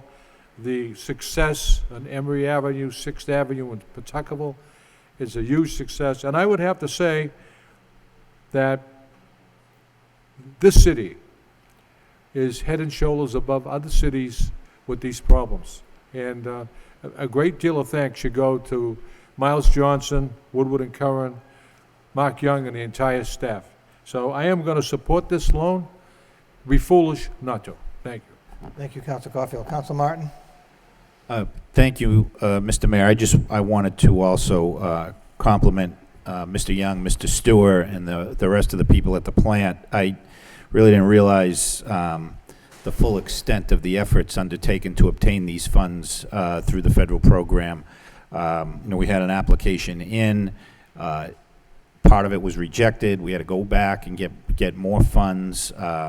And our people were successful in doing that. So I know the two folks here tonight, Mr. Young and Mr. Stewart, would be the first one to say it wasn't them, it was all the employees on their staff. But I think, we have a track record in the city of obtaining state and federal resources. I think part of why we're able to do that is because we make best use of those funds when they come to Lowell, and I have no doubt that will be the case with these monies as well. So, I want to thank everybody who was involved in procuring this money.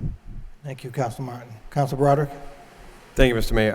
I also want to thank Mr. Young and Mr. Stewart and everyone involved in obtaining these funds. We're getting $8.6 million to spend. I think there might have been a little confusion 3 weeks ago on the council floor, but this truly is a no-brainer. We're going to make $8.6 million in improvements, not have to pay it back. We're going to realize savings in energy and additional revenue of, I know we're waiting for the estimates, but, $1 million, $1.2 million in additional new revenue. So that's good news when there's been, a lot of negative talk about the increase in rates that is, we can't avoid. When with the mandates and the things that have come down and no funding, that we can't avoid it, but appreciate the efforts out through the administration and out through the wastewater department to help mitigate and offset as much as we can any rate increases, and keep up the good work, and thank you. Thank you, Council Broderick. Councilman Mendonça? Yes, I know we had a great deal of discussion in subcommittee meeting already, and I am obviously very concerned about the debt service levels we have in this enterprise fund and the operating deficit. Yes, and this year and most of next year is projected to come out of reserves, not any of the city's tax levies. But after that, what do? And we need to make sure we address it. Both the debt service and the deficit were projected to increase throughout the year shown in the projection. And I think that needs to be addressed. So initially, I was very much averse to adding any additional debt to this and making the situation worse. The explanation is, of course, that this is stimulus funds.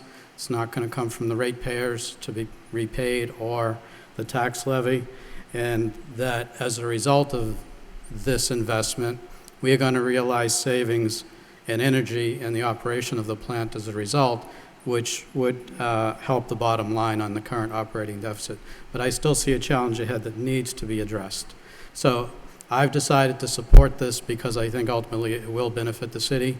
But going forward, be aware that I still have the concerns about the debt service, and that I am still expecting that maybe including this, if it passes, that we have a projection of exactly where we are now with the current appropriations for the loan orders and the projected operating incomes that we'll have. And obviously, we're going to have to deal with the rates before the year is out. Otherwise, this will not improve anytime soon. Thank you. Thank you. The chair would entertain a motion at this time. Motion by Council Martin to approve the loan order, second by Councilor Elliott. Roll call. Councilor Mercia? Yes. Mayor Milanazzo? Yes. Councilor Murphy? Yes. Councilor Broderick? Yes. Councilor Caulfield? Yes. Councilor Dakota? Yes. Councilor Elliott? Yes. Councilor Martin? Yes. Councilor Mendonça? Yes. 9 yeas. Next loan order, in City Council to borrow $1,241,000 for the purpose of planning, study, design, and construction of new drains and sewers for sewer separation projects to address sewer system backups and street flooding in combined areas of the city, including the Warren Street CSO drainage basin, which is part of the City of Lowell's Phase 1 CSO long-term control plan. Do we need a presentation by the manager, or have we actually talked this out? The Chair will open the public hearing for all those wishing to speak in favor of the loan order. In favor? Mr. Mayor, members of the City Council, Mr. Manager, ladies and gentlemen, Mark Goldman, 58 Oakland Street, Lowell, Mass. Wish to be recorded in favor of this. I urge the City Council to unanimously approve this. And I want to add that downstairs, and for people who come into City Hall, there's an exhibit that Mark Young has put up that is incredible. It will tell you the history of what the city has been doing and what the city is planning on doing regarding dealing with this combined sewer overflow issue. I urge the council unanimously approve this. Thank you. Thank you, Mr. Goldman. Anyone else wishing to speak in favor? In favor. That portion of the public hearing is closed. Now open to those wishing to speak in opposition. In opposition. In opposition. Hearing none, the public hearing is closed. What's the wish of the council? Move to approve by Council Caulfield, seconded by Council Dakota. Roll call. Councilor Mercia. Yes. Mayor Milanazzo. Yes. Councilor Murphy. Yes. Councilor Broderick. Yes. Councilor Caulfield. Yes. Councilor Dakota. Yes. Councilor Elliott. Yes. Councilor Martin. Yes. Councilor Mendonça. Yes. 9 yeas. Thank you. Next public hearing, National Grid one pole location on Lundberg Street. Open the public hearing. Anyone here wishing to speak in favor of the pole location? Anyone here from National Grid? Anyone wishing to speak in favor? That portion of the public hearing is closed. Those wishing to speak in opposition? In opposition, public hearing is closed. Refer to the wire inspector by Councilor Caulfield, seconded by Councilor Broderick. All those in favor signify by saying aye. Opposed to the vote. Thank you. Last public hearing item. Greener excavating to place conduit in 133 Clark Road. Open the public hearing for those wishing to speak in favor. In favor. Chair recognizes Attorney Geary. Thank you, Mr. Mayor, members of the council, Mr. Manager. My name is Michael Geary. I represent the petitioner in this application for an underground utility. It's based on a letter that we had submitted earlier to the council and the plan that attached. It's pretty straightforward. Just want to put an underground utility correct into a residential. The plan outlines the work that's going to be done on that property. And again, we've spoken to the city's engineering department, we've spoken to National Grid and members of the state and the city, and we just wish to move forward on it, and would ask for your approval here tonight. Thank you. Thank you, Attorney Geary. Anyone else wishing to speak in favor? In favor. That part of the public hearing is closed. Those wishing to speak in opposition? In opposition. Hearing none, the public hearing is closed. Motion to refer to the wire inspector by Councilor Broderick, seconded by Councilor Elliott. All those in favor signify by saying aye. Opposed to vote. Thank you. Thank you. Thank you, Attorney Geary. Moving on with the agenda. Appointment to the library. Dear Mayor Milanazzo and members of the City Council, pursuant to the authority specified under the Code of the City of Lowell, Section 39-1, it is with pleasure that I am appointing the following person to the Board of Trustees of the library: Nancy J. Pitkin, 26 Waverly Avenue, Lowell, to fill the expired term of Sheila Hallisey, which term expires December 31st, 2014, or such time thereafter until a successor is appointed and qualified. Confirmation by the City Council is required for this appointment and is hereby requested. Enclosed for your review is her resume. I would be happy to answer any questions. Sincerely yours, Thomas Moses, on behalf of Bernard F. Lynch, City Manager. What's the wish of the council? Move approval. Move approval by Councilor Elliott, seconded by Councilor Broderick. Any discussion? Roll call. Councilor Mercia. Yes. Mayor Milanazzo. Yes. Councilor Murphy. Yes. Councilor Broderick. Yes. Councilor Caulfield. Yes. Councilor Dakota. Yes. Councilor Elliott. Yes. Councilor Martin. Councilor Mendonça. Yes. 8 yeas, 1 absent. The chair recognizes Councilor Rita Mercia. Mr. Mayor, I was wondering if I could suspend the rules to allow my motion to come in regarding the water tower on Christian Hill. We have quite a few people that are here, and we have 3 people that are registered to speak, and it's quite a lengthy agenda, and I was wondering if we could just Motion let by them. Councilor Mercia to suspend the rules, to move the motion up. seconded by Council Caulfield, who's a co-maker of the motion. All those in favor of suspending the rules signify by saying aye. Opposed, it's the vote. Motion by City Council Mercia and City Council Caulfield.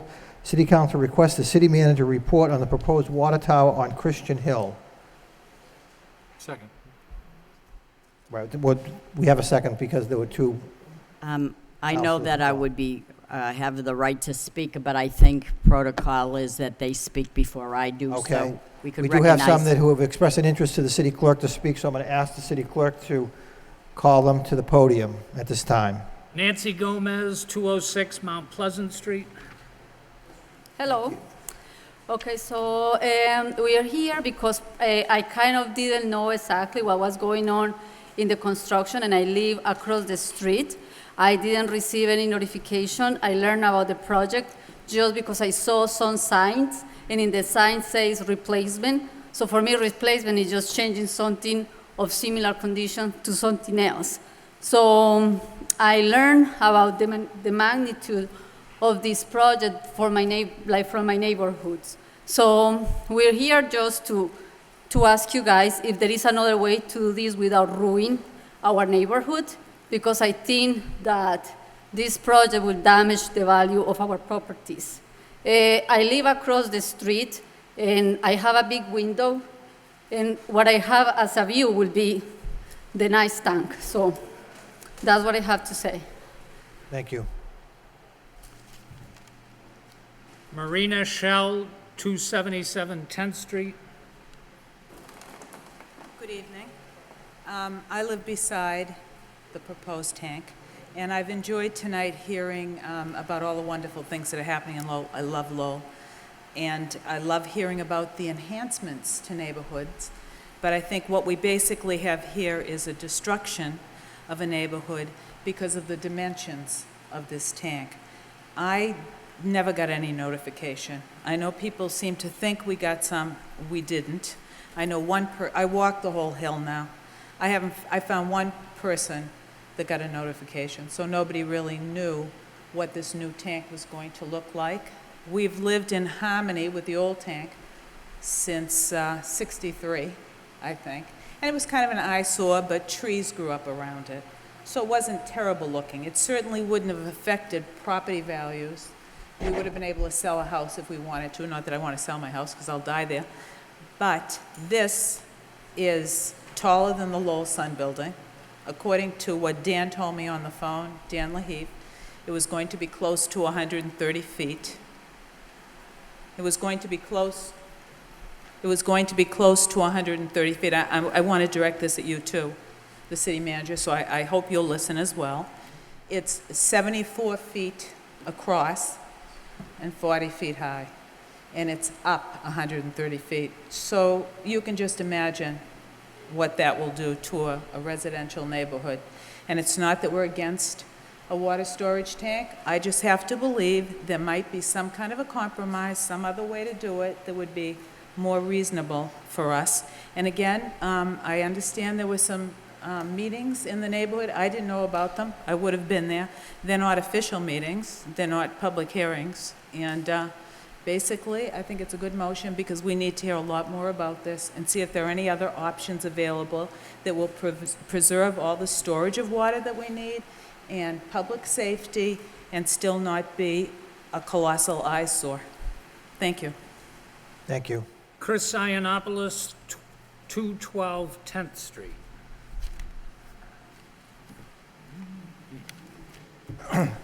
I'm glad there's no television cameras. Excuse me. But anyway, I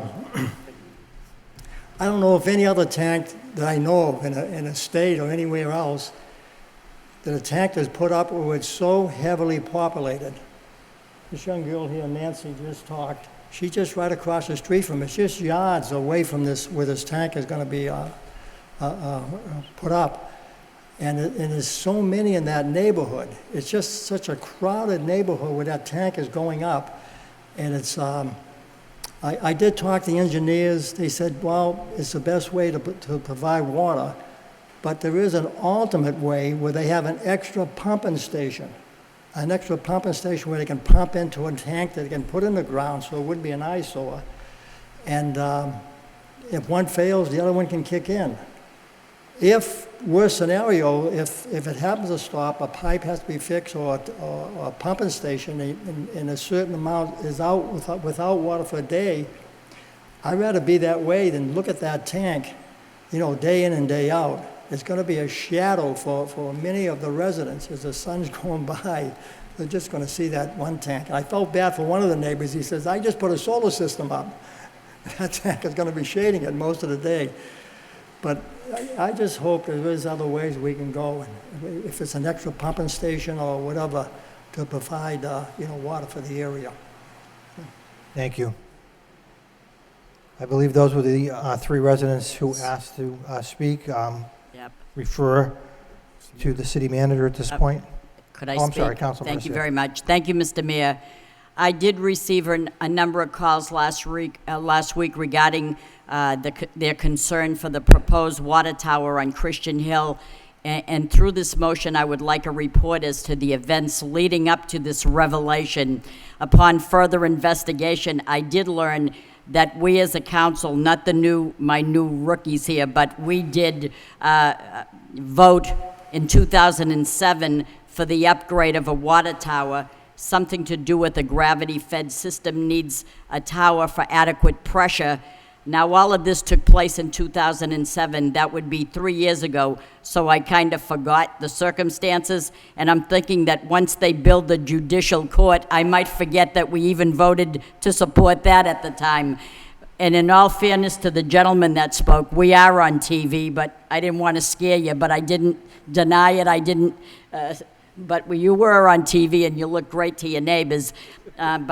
But I kind of forgot the circumstance, so Mr. Manager, if you could provide a report and enlighten us as to the neighborhood meetings that took place, residents' concerns, and anything associated with this water tower issue. I'd like to be updated on this ongoing development, as well as to refer this motion to the Neighborhood Traffic Subcommittee so we could further discuss it.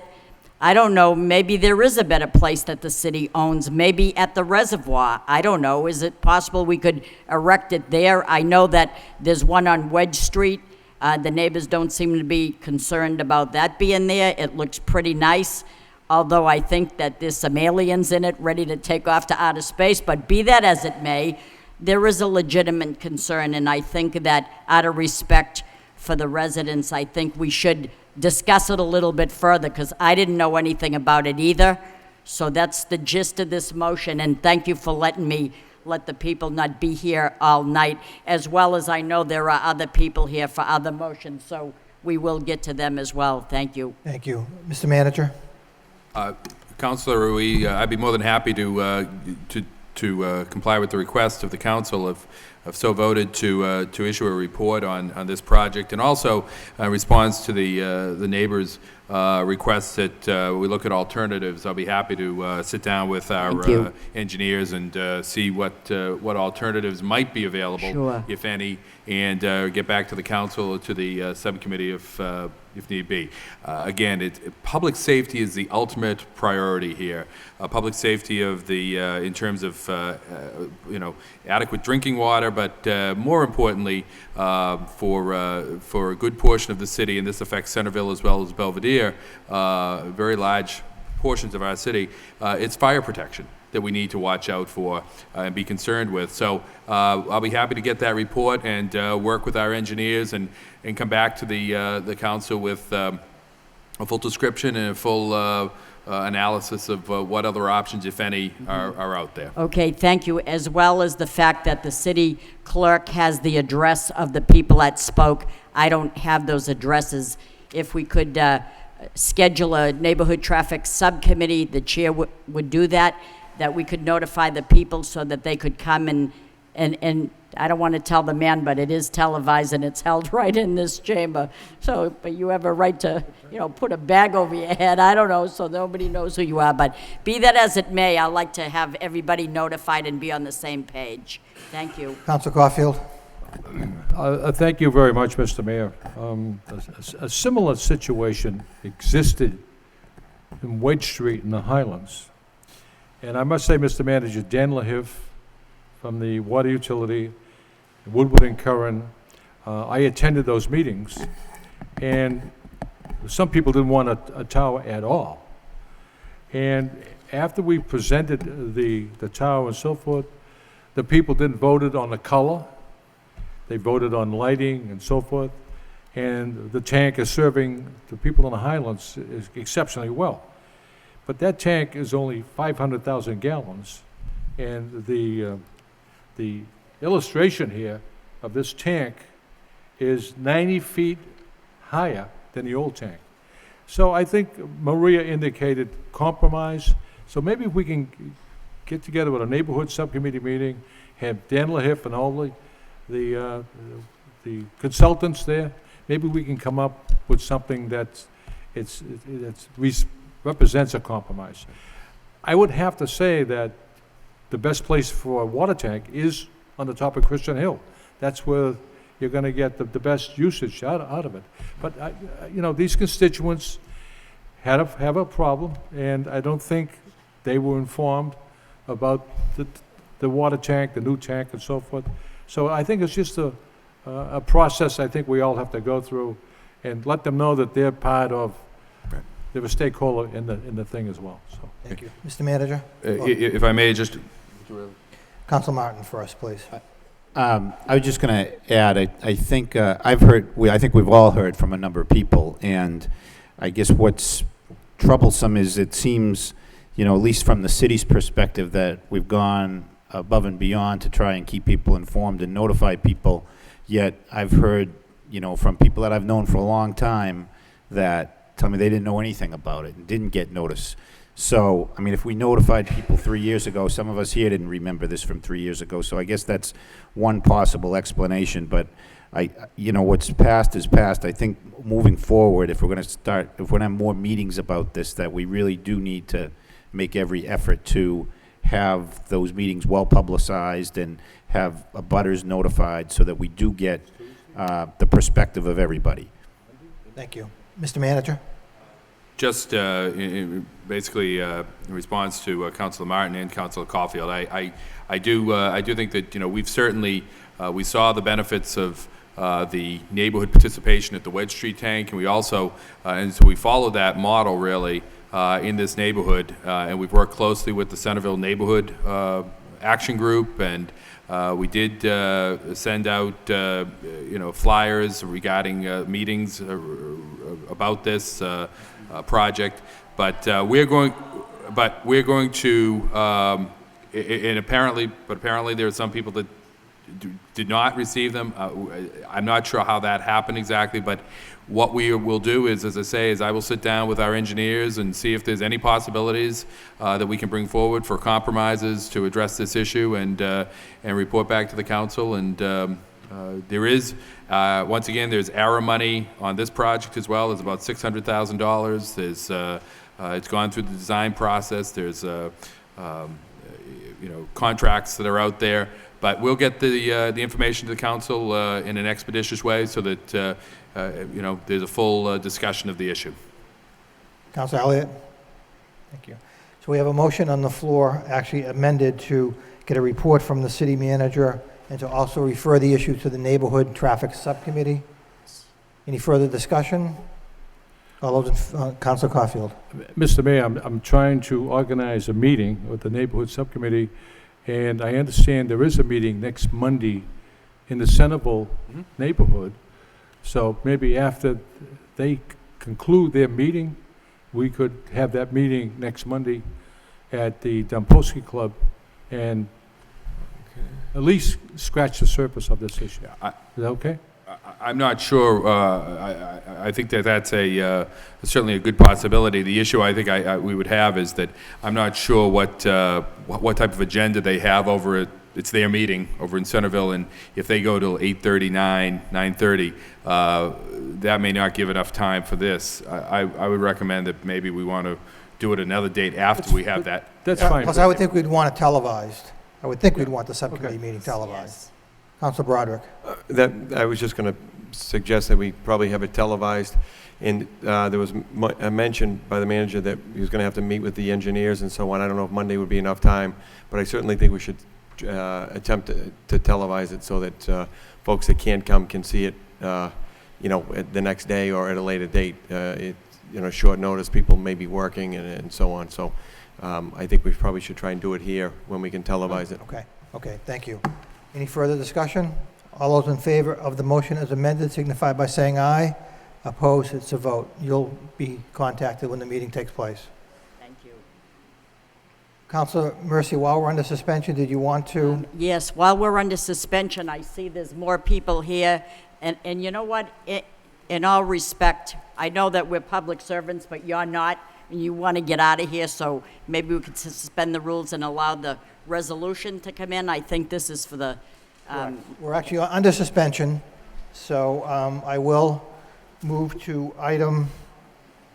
Under the I'm city looking for the manager. number. Looking for item number 29, for those of you that have an agenda. City Council resolution, a resolution supporting, excuse me, let me read the entire resolution. In City Council resolution, a resolution supporting the Lowell National Historic Park Service in its opposition to Boot Hydro's amendment of its license for the Lowell Hydroelectric Project, FERC number 2790-055. Whereas on July 6, 2010, Boot Hydro Incorporated, a subsidiary of Enel North America Incorporated, filed an application for non-capacity amendment of licensed pneumatic crest gate system to be located at the Pawtucket Dam, Lowell, Mass, FERC number 2790-055. And whereas on April 13, 2010, the Deputy Superintendent of the Lowell National Historical Park, Peter Osella, appeared before the Lowell City Council and presented opposition to the proposed crest gate system on behalf of the National Park Service. And whereas on June 8, 2010, the Lowell City Council voted to support the Lowell National Historical Park in its opposition to the application to install a crest gate system at the Pawtucket Dam. Now therefore be it resolved by the City Council of the City of Lowell as follows, that we, the members of the Lowell City Council, be on record as supporting and joining the Lowell National Historic Park in its opposition to the Boot Hydro Incorporated application to install a crest gate system at the Pawtucket Dam, Lowell, Mass. The resolution adopted by council, by vote of the Council of Lowell on the 13th day of July 2010. Second reading by title. In City Council resolution, a resolution supporting the Lowell National Historic Park Service in its opposition to Boot Hydro Power Incorporated's amendment of its license for the Lowell Hydroelectric Project, FERC number 2790-055. What's the wish of the council? Move approval. Move approval by Council Mercia, seconded by Council Caulfield. Any discussion? Roll call. Councilor Mercia. Yes. Mayor Milanazzo. Yes. Councilor Murphy. Yes. Councilor Broderick. Yes. Councilor Caulfield. Yes. Councilor Dakota. Yes. Councilor Elliott. Yes. Councilor Martin. Yes. Councilor Mendonça. Yes. 9 yeas. Okay, going back to the agenda at this point. Mr. Mayor, Yes. I wonder if we could take one of my motions out of order. There are folks here regarding the Still under suspension. condominium complex, item number 33. Item number 33. Motion by Council Elliott. City Council requests the city manager to provide the council with a full report on the issues at the Grand Manor condominium complex. Second by Council Caulfield. Council Elliott. Thank you. The motion speaks for itself. I think there are Have someone who's individuals. registered to Okay, speak. thank you. Chief Parker, Grand Manor Condominium Complex. Hey, everybody. We're going to start with Paul Donahue, who's going to speak a little bit. How you doing? I'm Paul Donahue. I'm one of the board members at Grand Manor. We represent 48 unit owners at the complex. We appreciate what the City of Lowell and TRC has done up to this point. Nobody in this room was the cause of the problem of this imminent hazard that we are experiencing. We are here because of this impact to our lives. The imminent hazard has created this issue where it's impacting our lives. It's not safe to live there, and nobody can tell us if it's not safe to live there or not. There's no studies, there's no one coming to us saying, hey, you know, it's only that we need more further testing to determine that. Having said this, this is why we're here tonight. In 1983, the city of Lowell sold a former dump site to a developer who developed the property without proper remediation. Okay, I would like to take a few minutes to introduce some people that are currently being impacted by this and explain how this effort has affected them. Julia?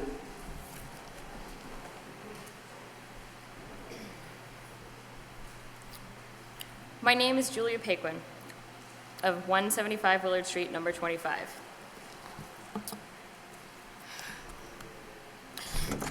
This is my 2.5-year-old daughter, Abigail. And in fear that some of the heavy metals from outside would be tracked into my house, she has never touched the ground.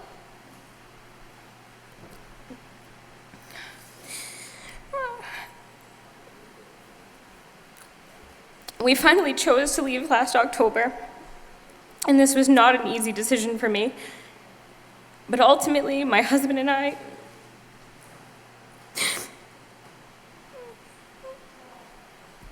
we felt that our health was more important than any credit score. After all, would you want to chance your child's health? I have never not paid for anything. In fact, I was taught to be responsible with my money, and I moved back in with my parents after college to save up for this condo, feeling that it would be my first investment and allow me to someday buy a house. And now I look back at that purchase and cringe. More importantly than any damage to a credit score, I wonder what damage that purchase has done to my family's health. I am hopeful that because I took precautions and I never allowed her outside, that she is safe. I am fearful because other children have always played outside and they're still playing there.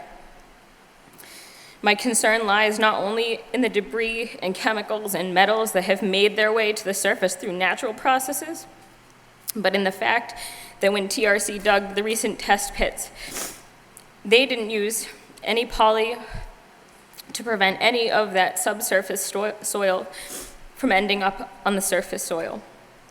When they've backfilled the test pits, they just push the piles right back in, leaving layers of contaminated and ashy debris on the surface. Both I and Keith Parker, who is the president of the board, were there to witness all of this. In fact, we have pictures. This was also identified by the Grand Manor's LSP during his review of the Phase 1 report. The children at Grand Manor have always used the large field to play baseball, football, tag, and etc. They are still playing. Kids are sitting where it looks to be fresh sand, and in fact, it's ash. What looks like new grass, and in fact, it's the contaminated soil that was sprinkled with the grass seed when TRC left. Our children are actually sitting and playing in the contamination similar to the levels that were so high it required a 6-foot fence and poly covering the ground. These kids, and I have pictures, are sitting between test pits 2 and 5.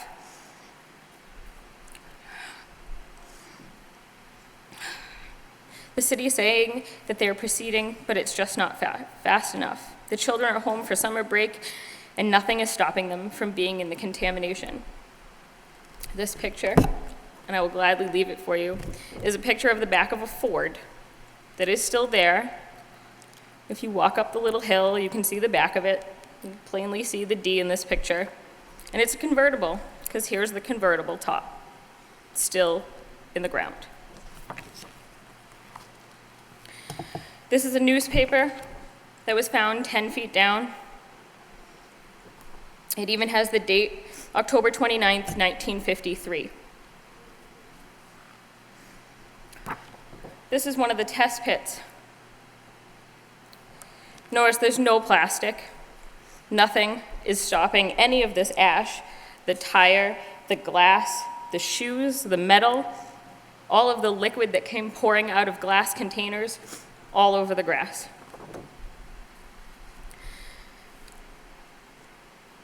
This one shows how the layers of ash and debris are within inches from the ground. And when the kids go outside with buckets, with pails, for the last 20-something years, they've been digging probably just as far as that is. This here is, like I said, of test pit number 2, near where the kids were sitting. Not even 18 inches down, there were glass, layers of ash, metal. This is another stockpile. Again, everything that's light gray is ash. All the shiny here, brown glass, wood, metal. And this here is a picture of one of the test pits, and then the area next to it where they just left all of the ash and everything left over. Didn't dig into the ground, just left it there. Sprinkled some very nice grass seed onto the open pit area, but there's all the ash left. And here, like I said, are the kids playing in our parking, right next to the parking lot, between test pits 2 and 5. I don't know how much contamination is on the top of this surface. I know my daughter won't be sitting there. These are 3 of the kids that do play outside. They're Irma, who she's in the orange. This is her daughter and her grandchildren. They actually live in one of the units with the air monitoring devices.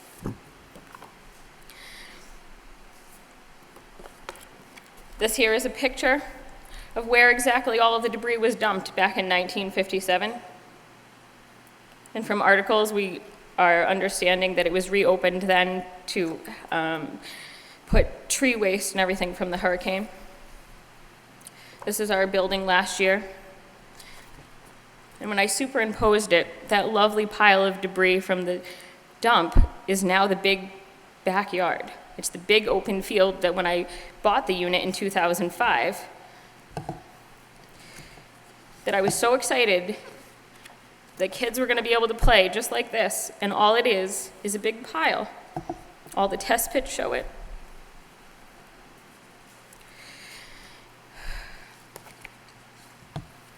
So I ask, we need help. No one's thinking of any of these children. I'm a special ed teacher, and I've seen the consequences of heavy metal poisoning, and I can only imagine what the spectrum of other contaminants can do. I don't want to see my own child or others face that same fate. Thank you for your time. Thank you.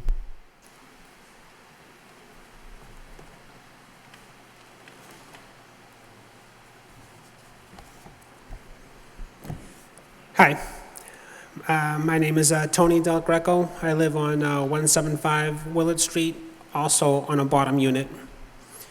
I only have a 3-minute speech, and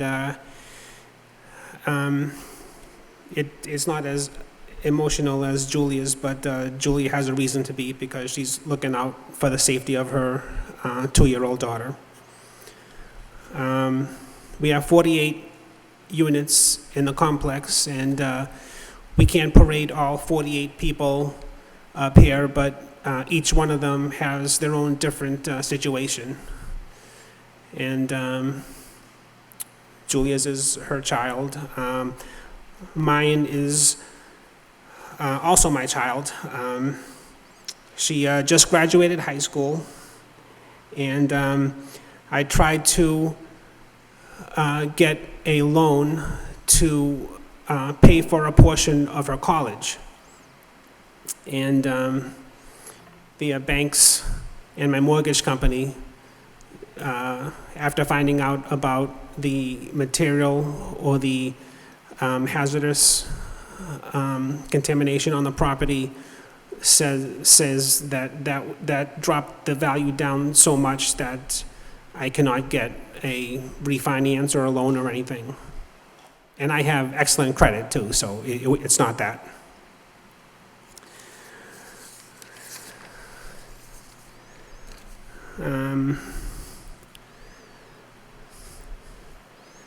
I purchased the property 11 years ago, and when I did, no one ever disclosed to me that I am buying property on this material or hazard material. I didn't find out about it until we were putting in a drainage system to prevent some of the bottom units from getting water when we were having these big rainstorms that we've been having the past couple of years. So that's how we found out about it a couple of years ago, by putting in the drainage. And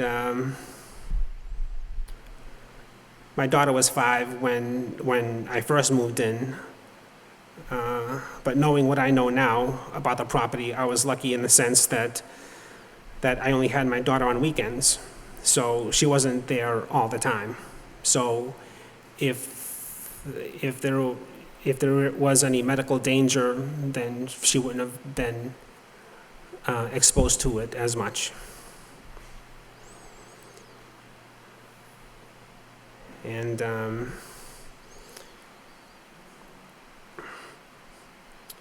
so the only way the banks said that I could get a refinance to help pay for my daughter's college is if I have another piece of property for collateral other than this one. And that's my situation. Everyone's situation is different. And now I just want to introduce our president of the Condo Association, Keith Parker. Thank you. Hello, everyone. I'm Keith Parker, 175 Willard Street, Unit 26. I try to keep this short, so if you don't mind, I'll read a portion of it the way I have it written here. I'm going to start with a personal statement, and then I'm going to go with what we're requesting of the City Council. I personally have abandoned my property.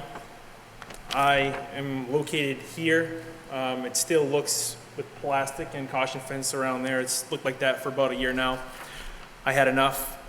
I moved to another city. I've been told that the only way to save my financial future is to rent the property. The Lowell Department of Health has granted me an occupancy permit. They have said that there is not enough evidence to say that it is not safe to live there. What that means to me is that there is not enough evidence to say that it is safe to live there. I have told the bank that I'm going to make an honest effort to try to rent the property. I have ads out there. I've gotten 5 or 6 calls in the last week or so. And initiating it obviously by, it's a very nice inside of it. It has all the amenities. It got a new heating system just a couple of years ago. It's very nice inside. But then I have to explain to them what's on the outside and what's on the ground outside. Do you have kids? You probably don't want to move in if you have kids, but I'm not legally allowed to tell them that because the law is against telling people that you can't have kids there. But I think I have a pretty good, I recommend that you don't, but you can if you really want to.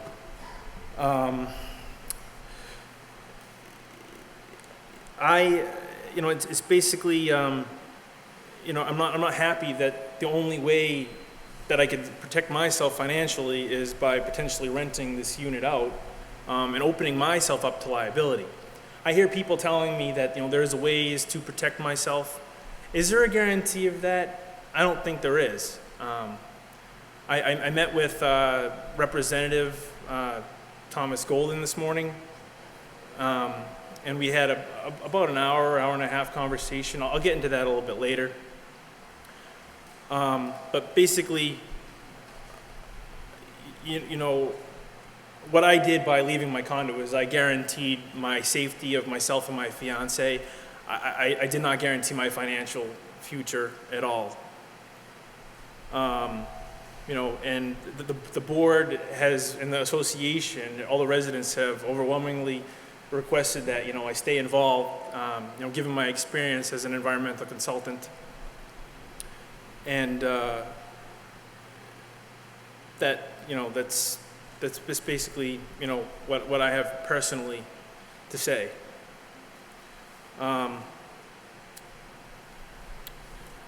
In my conversation with Representative Golden this morning, you know, of course I wanted to know, you know, how he could help us. I'm trying to get help from as many people as possible. And basically the conversation was that, you know, although he's not going to come in here and twist everybody's arm and say, you know what, you need to get these people out of here. What he is going to do for us is he is going to discuss with the DEP about the conversation that I had with the DEP. And that is when I went there and talked to the project manager from the Mass DEP, you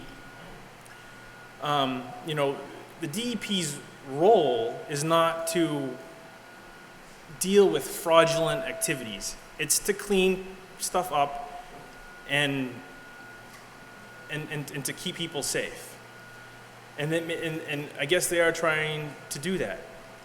The situation that we're in is that, you know, that's not enough at this point. You know, we're many people, and we're wanting to be out of the property. We cannot sit by and just, you know, allow this long process of remediation go on, because the residents there are taking all the risks. They're taking all the risks to their personal financial future, and risks to their health. And to get back what the representative is going to do is, in my conversation with the DEP, they asked me what I did for a living, and I said, I'm a project engineer. I am a consultant full-time for ExxonMobil. And he said, so you know about remediation? I said, yes, I know about remediation. Do you know what else I know? I know exactly how the DEP treats ExxonMobil in situations like this. They take the hammer and they slam it down hard, okay? And that's what the representative is going to do to me. They're going to he's going to request the DEP to treat the city of Lowell, in this instance, like ExxonMobil. There is no reason why we should go through the normal chains, phase 1, which we've completed, phase 2, phase 3, phase 4, you know, phase 5, you know, years and years of stuff that people don't have time to wait and risk their health and their futures. So what we're asking of the council is, you know, a big sticking point to everybody that lives there is the fact that although they've reduced the tax assessed value, it's still $60,000. We're still paying the city $800 a year to live on a contaminated property. We don't want to have to pay that anymore. We don't feel that we should have to pay that. The second thing is we want the city to buy people out on an individual basis. Obviously, the sticking point there is, you know, how is that going to happen? I don't know, but something needs to start to be in the works to get people out of there. Yeah, it's going to be expensive, but honestly, remediation is going to be expensive. I'm not sure what TRC has in mind for remediation, but you know, it's going to be expensive. Let me tell you. I think it was $105,000 that the city's already spent just for the initial investigation of determining that it's everywhere, and the phase 2 will be much more expensive than that, I'm sure. And the last bit here is, you know, we're looking to see, you know, what the council has to say about that. We don't plan on, you know, going home and waiting for us to call. You know, we plan on coming back here in a couple weeks to see what you have to say. Is a couple weeks enough time for that, do you think, for you guys to really discuss, you know, what we've requested? You know, talk to your lawyers and figure out all that, because you know, that's what we're looking for at this time. And on a side note, I have personally filed with the appellate board, and I'm waiting for a court date to discuss my situation. Does anybody have any questions, I guess? I don't know if I can open it to questions. No, actually, I appreciate your comments, but I've just been advised by the solicitor that we should just take everything you've all said under advisement. Again, I would imagine my colleagues will support the motion to get a report back from the city manager, but that we would probably, based upon the fact that there is a case involved here, we may have to discuss it in future in executive session. So, again, if the manager wants to weigh in at this point, I'll defer to the maker of the motion. I'm sorry, Mr. Manager? Mr. Mayor, I was just going to, Mr. Parker, I think, raised a number of issues that on behalf of the condominium association, speaking as president of the association, ideas and questions, and I think that they're very, important points that he's raised, and important that the council have an opportunity to consider those and receive the additional information from the administration with regards to the actions that have been taken to date, and the knowledge that we have, or the information we have as to steps moving forward, and looking at the variety of options that are out there. I think the council clearly is sympathetic to the residents, to the owners. I know that from the perspective of the administration, we are as well, and we're trying to strike that balance of doing the right thing by the owners and doing the right thing by the city as a whole, as a corporate body. And we, as you know, I've communicated with the owners by mail, with outlining the steps that have been taken, and what we see moving forward. And I apologize that wasn't done sooner. It became clear over the last month to me that I know that you had an attorney that you were working with, and your attorney was dealing with our attorney, and that's the way these processes typically work. But it became clear that there may have been a breakdown in communications as to some of what was going on. We've already received calls in my office, thanking us for the letters and understanding it fully. So we want to make sure that we're all on the same page moving forward. But if I could, I would recommend to the council that, as the mayor has indicated, that you take Mr. Parker's and the other owners' comments under advisement. They're all excellent points that have been raised. Have us give an opportunity to pull together some information and sit down with the council and discuss all of that moving forward, and then continue the dialogue with the owners in some form. Okay. Thank you. Councilor Elliott? I've been advised not to leave here without a definitive date about how long that might take. Councilor Elliott? I just want to follow up on the motion, and it was about a year, and I will be brief, knowing that we will be getting a report forward. But I received the email from Mr. Parker several weeks ago, which is the reason why I did file the motion. And it is sad, and we hear sad stories here tonight about people having to leave their home and because of health reasons and health issues. And I know the city has spent $105,000, and I think the most important thing is what Mr. Parker just asked for, was for us to continue to keep the dialogue open and to keep communication as to what's taken place and what the next step is and what the progress will be. So it's just a lousy situation that we are all here trying to resolve, including the residents that we had no knowledge and no understanding of, and the environmental cleanup remediation process is a very slow process, and I truly empathize with the people that have that live there, and there are different stories, and are all suffering in the same manner. So I think it's important that we do keep the dialogue open, and that we do continue to communicate with the residents, even if nothing's happening this week or next week. This is the next step. So, in response to Mr. Parker's request, what is a reasonable time frame?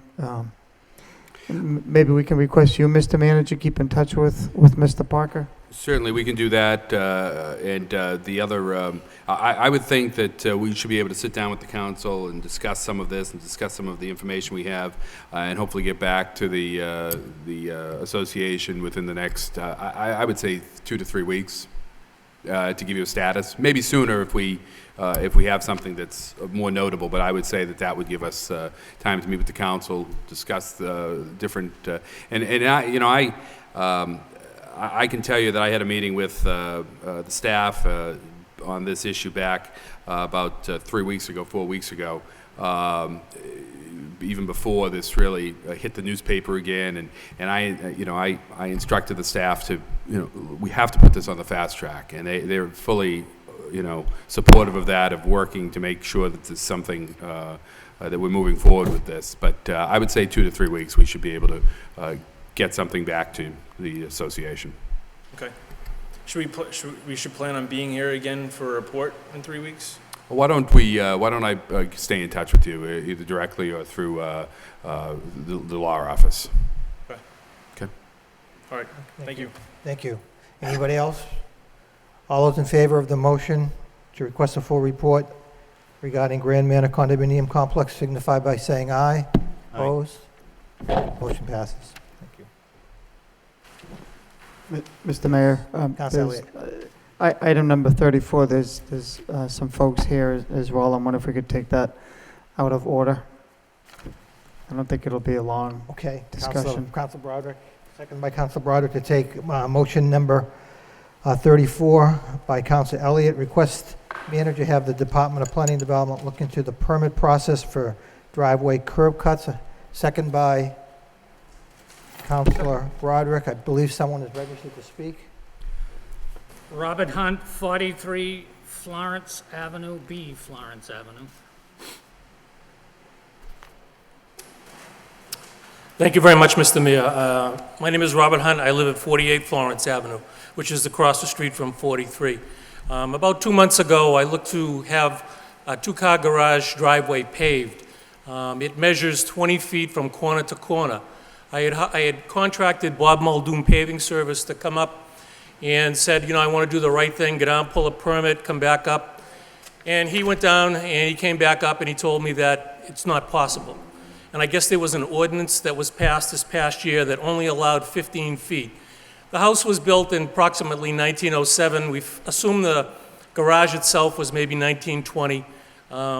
15 feet leaves it quite shy on each side. My wife and I do regular walks throughout the Highlands, and we look at these areas and we see these, not only driveways paved that are 20, 30, 40 feet long, bushes come up, lawns get whacked, tar goes down everywhere. And I realized that the ordinance was to stop that, and that is a very good ordinance. But what I'm looking for is some common sense, is for somebody to come out, physically take a look at the property, look at the driveway, and make the right decision. Fine. Thank you. Thank you, Mr. Hunt. Thank you. Councilor Elliott. Thank you, Mr. Mayor. I did have some communication with Mr. Bakey, and let me state off right off the bat. I supported that ordinance. I understand the purpose behind it, because as Mr. Hunt alluded to, we were seeing entire front yards or side yards or lawns being taken up and being completely paved. So, and it makes sense. There are some circumstances, and I also know it has an effect on stormwater runoff. So it was kind of, let's, increase the,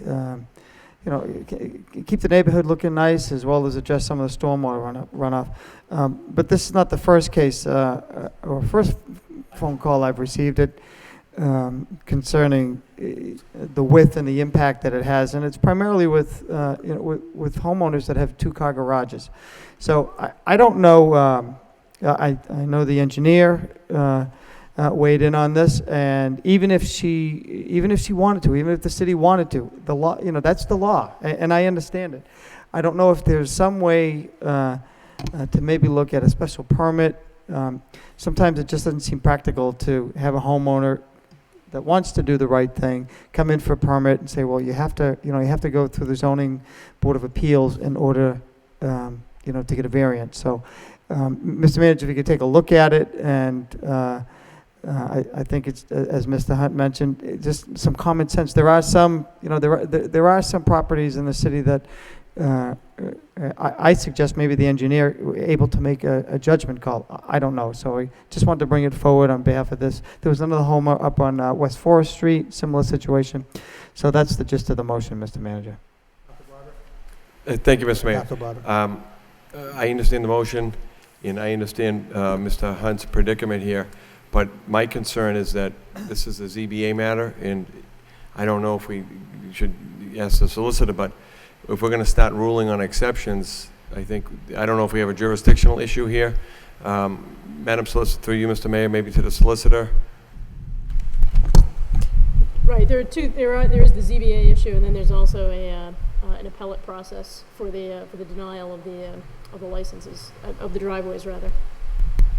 So there's two separate issues, neither of which the council would have any jurisdiction over. So to take it the next step, really what we could do then is change the ordinance to allow this type of activity, or else it has to go through the proper channels? Is it? Mr. Manager? I think there are several sort of issues in play here. One is the issue at this particular location, and we're going to look at that. And I think Councilor Elliott's right. I mean, the law is the law, and we have to abide by the laws that we operate under. But we'll take a look and see what opportunities and what the appeal process is that we can sort of move this along. Beyond that, the issue is whether the ordinance should be changed to have different rules, or the ordinance should be changed to have a different appeal process. And I think that's what Councilor Elliott was focusing in on, and we'll come back with some recommendations and some ideas for both of those.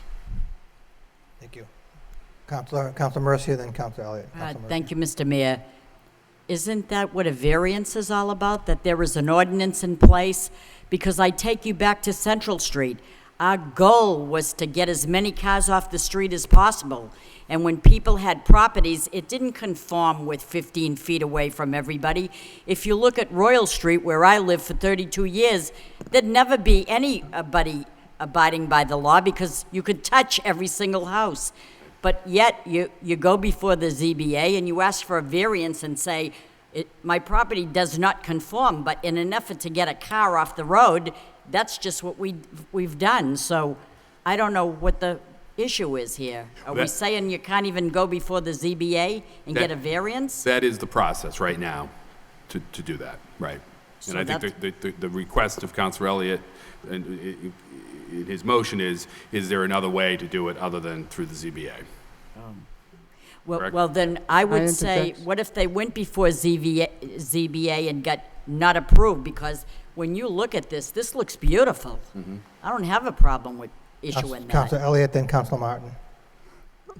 We're not looking for additional parking spaces. The law is currently written is he can't put in a driveway the width of this two-car garage. He'd be in violation. And I have to tell you, this is not the first case. This is the third one. And finally, so we have to file a motion to see if to give some latitude, not to circumvent the ZBA process, but to some degree, does it make sense for Mr. Hunt to have to go and probably get a plot plan to file an application to go to the ZBA to get an appointment?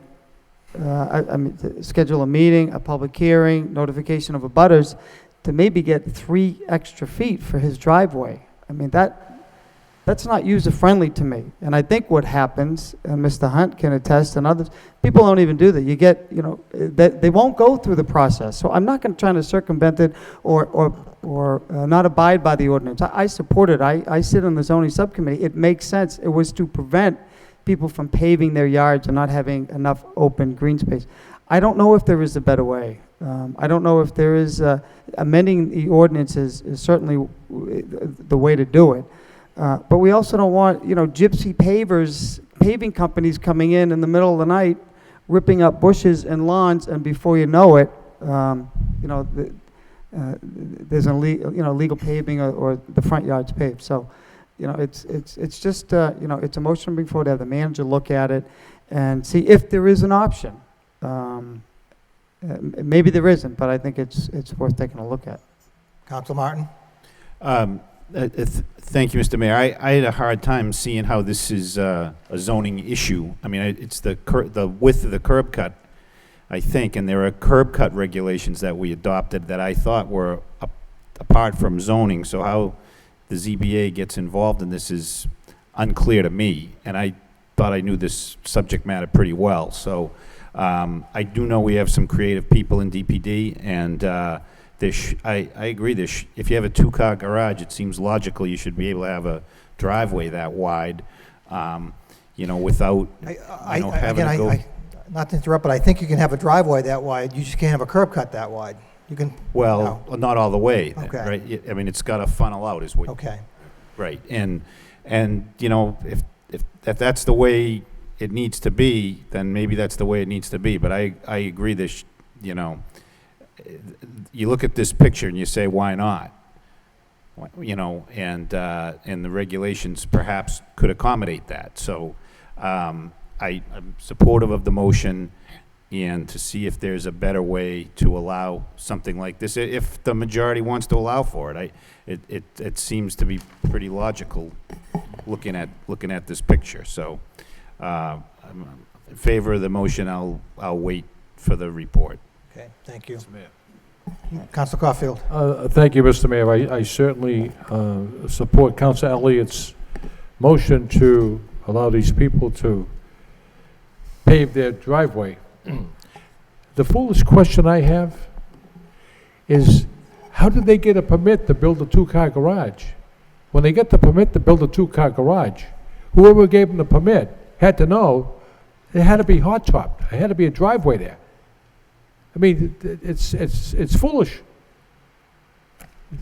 So maybe Lisa DeMayo can answer that question. In answer to Councilor Martin's question, the curb cut width is in the zoning, and it's not necessarily tied to the drive. So in that zone, if I believe I remember the address correctly, it is 15 feet. So what we would recommend is that once they get into the property, then they can widen it out. And the 15 feet is what's in zoning, and when the council voted on this permit process, they gave me the authority to enforce the zoning, but not to exceed the zoning. So when somebody needs something, there was one time when somebody wanted a 16-foot, we did let that go, but that was, so we tried to work within reality, but what this gentleman was asking for was something much larger. So we said at this point, that's more than I was comfortable going along with. We needed to go to ZBA at that point. So what we do when somebody comes in with a sketch, we look at what they're trying to do and try and work with them to fit in what they want to fit on the lot they have within the zoning regulations. If what they're looking for exceeds that, I don't have the authority beyond that. Okay, thank you.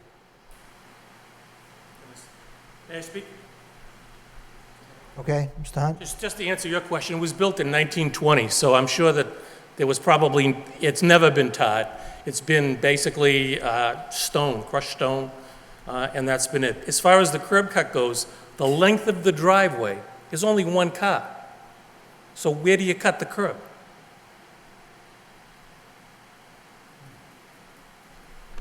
You can't. It's one car. You can't physically fit two.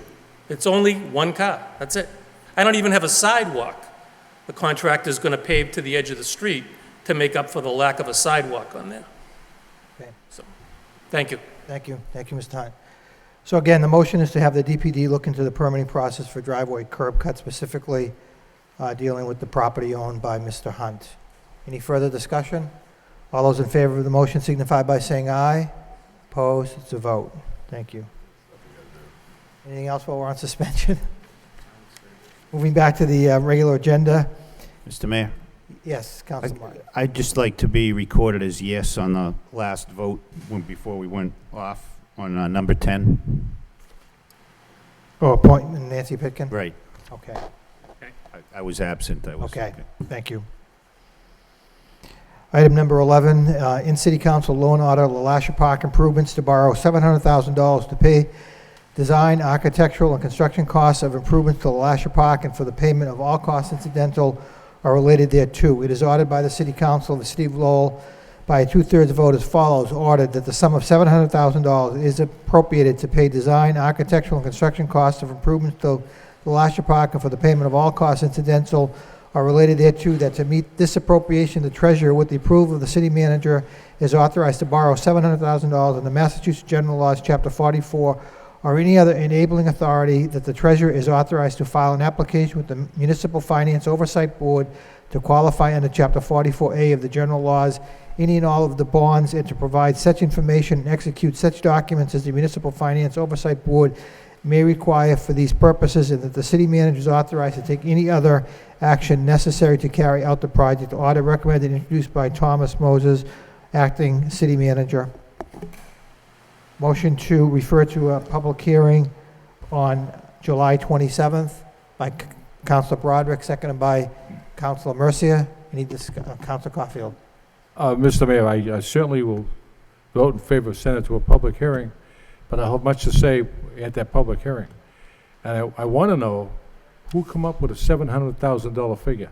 I toured the LaLasha Ballpark today, and I looked at the issues. There's no way I can find $700,000 is going to be spent to correct what I saw. So I'll discuss that at the public hearing. Councilor Mercia, then Councilor Broderick. Thank you, Mr. Mayor. I'm allowed to ask questions before this goes to a public hearing. Yes. And it is my understanding that all the concrete decking on the concourse, there's a number of joints to be repaired. There is erosion with the water seeping in and eating away at the steel and the frames, causing it to rot. The water is eating into the building and going into office space. Now, it didn't tell us that in the vote, but I did ask you, and you told me that. Having said that, know what we're talking about here. On this particular vote, or with any vote, I have to justify why I'm going to vote the way that I do in the best interest of those that I represent. But I just want to ask, and I asked you, Mr. Manager, to provide this council with a breakdown of all the, which Cheryl Wright did give us, all the bonds and all that we're talking about there, and we did receive that. On this particular bond for $700,000, you stated to me privately when we talked, the cost of the debt service would be, the worst case scenario would be $700,000, with $70,000 a year going to the debt service for 20 years. You said that the cost to pay this bond will come out of ticket sales and it would not affect the taxes. You did say that. But I do have some questions. When you said that scenario, what is the interest that we will be paying on that? Is the interest included in that $70,000? Yes, it is. So the interest is already included. Were these were these factors figured into the lease when we negotiated the contract at the Spinners Stadium? Was this issue, did this issue ever come up? Did we know this existed? Yes, we did know that there were capital needs there. That was the reason that we wanted to make sure. You may recall that there was opposition on the part of the Spinners to have the ticket surcharge. But we were adamant that we needed to have the ticket surcharge in order to pay for capital improvements that were needed at the facility. So that's where the ticket surcharge funds goes into a fund that would then pay for directly capital improvements or debt service associated with capital improvements. Because we have $89,000 in there now. That's correct. And you anticipate that the ticket sales would go to, for the next 20 years, to offset the cost, and we would not, oh, he is going to pass on. Okay, good. Now let me just ask you this. In my opinion, we paid a bunch of money to design and build this facility already, and already we have flaws. I don't think it's that old. How long has this problem existed before we found out about it? This problem, my understanding, and I received a tour of the facility to see some of these problems a little over a year ago. The issue that we have is that this is of such a sizable amount that it would necessitate bringing on an architect. Under the state laws, it requires having an architect to do this, brought on for this project. So we weren't able to do it last fall. Because of that, we moved forward with a lower priority, which was, or arguably lower, which was replacing the outfield wall. I say arguably lower because clearly that doesn't affect the overall structure, but we did have, as you know, some issues out there with a player that actually went through the wall, so we felt that was necessary to move on that as quickly as possible. But this was a project that we knew needed to be done. DPD has been working on the necessary work to get this moving, and that's where the estimate came from for the $700,000. That includes the architectural and design services. It also includes the rough estimate, and it is just a rough estimate right now, of the cost of the work that needs to be done, as well as some contingency. But like anything else, it has to be bid. This has to be put out, and we're obviously hopeful and anticipating that it will come in substantially lower than $700,000.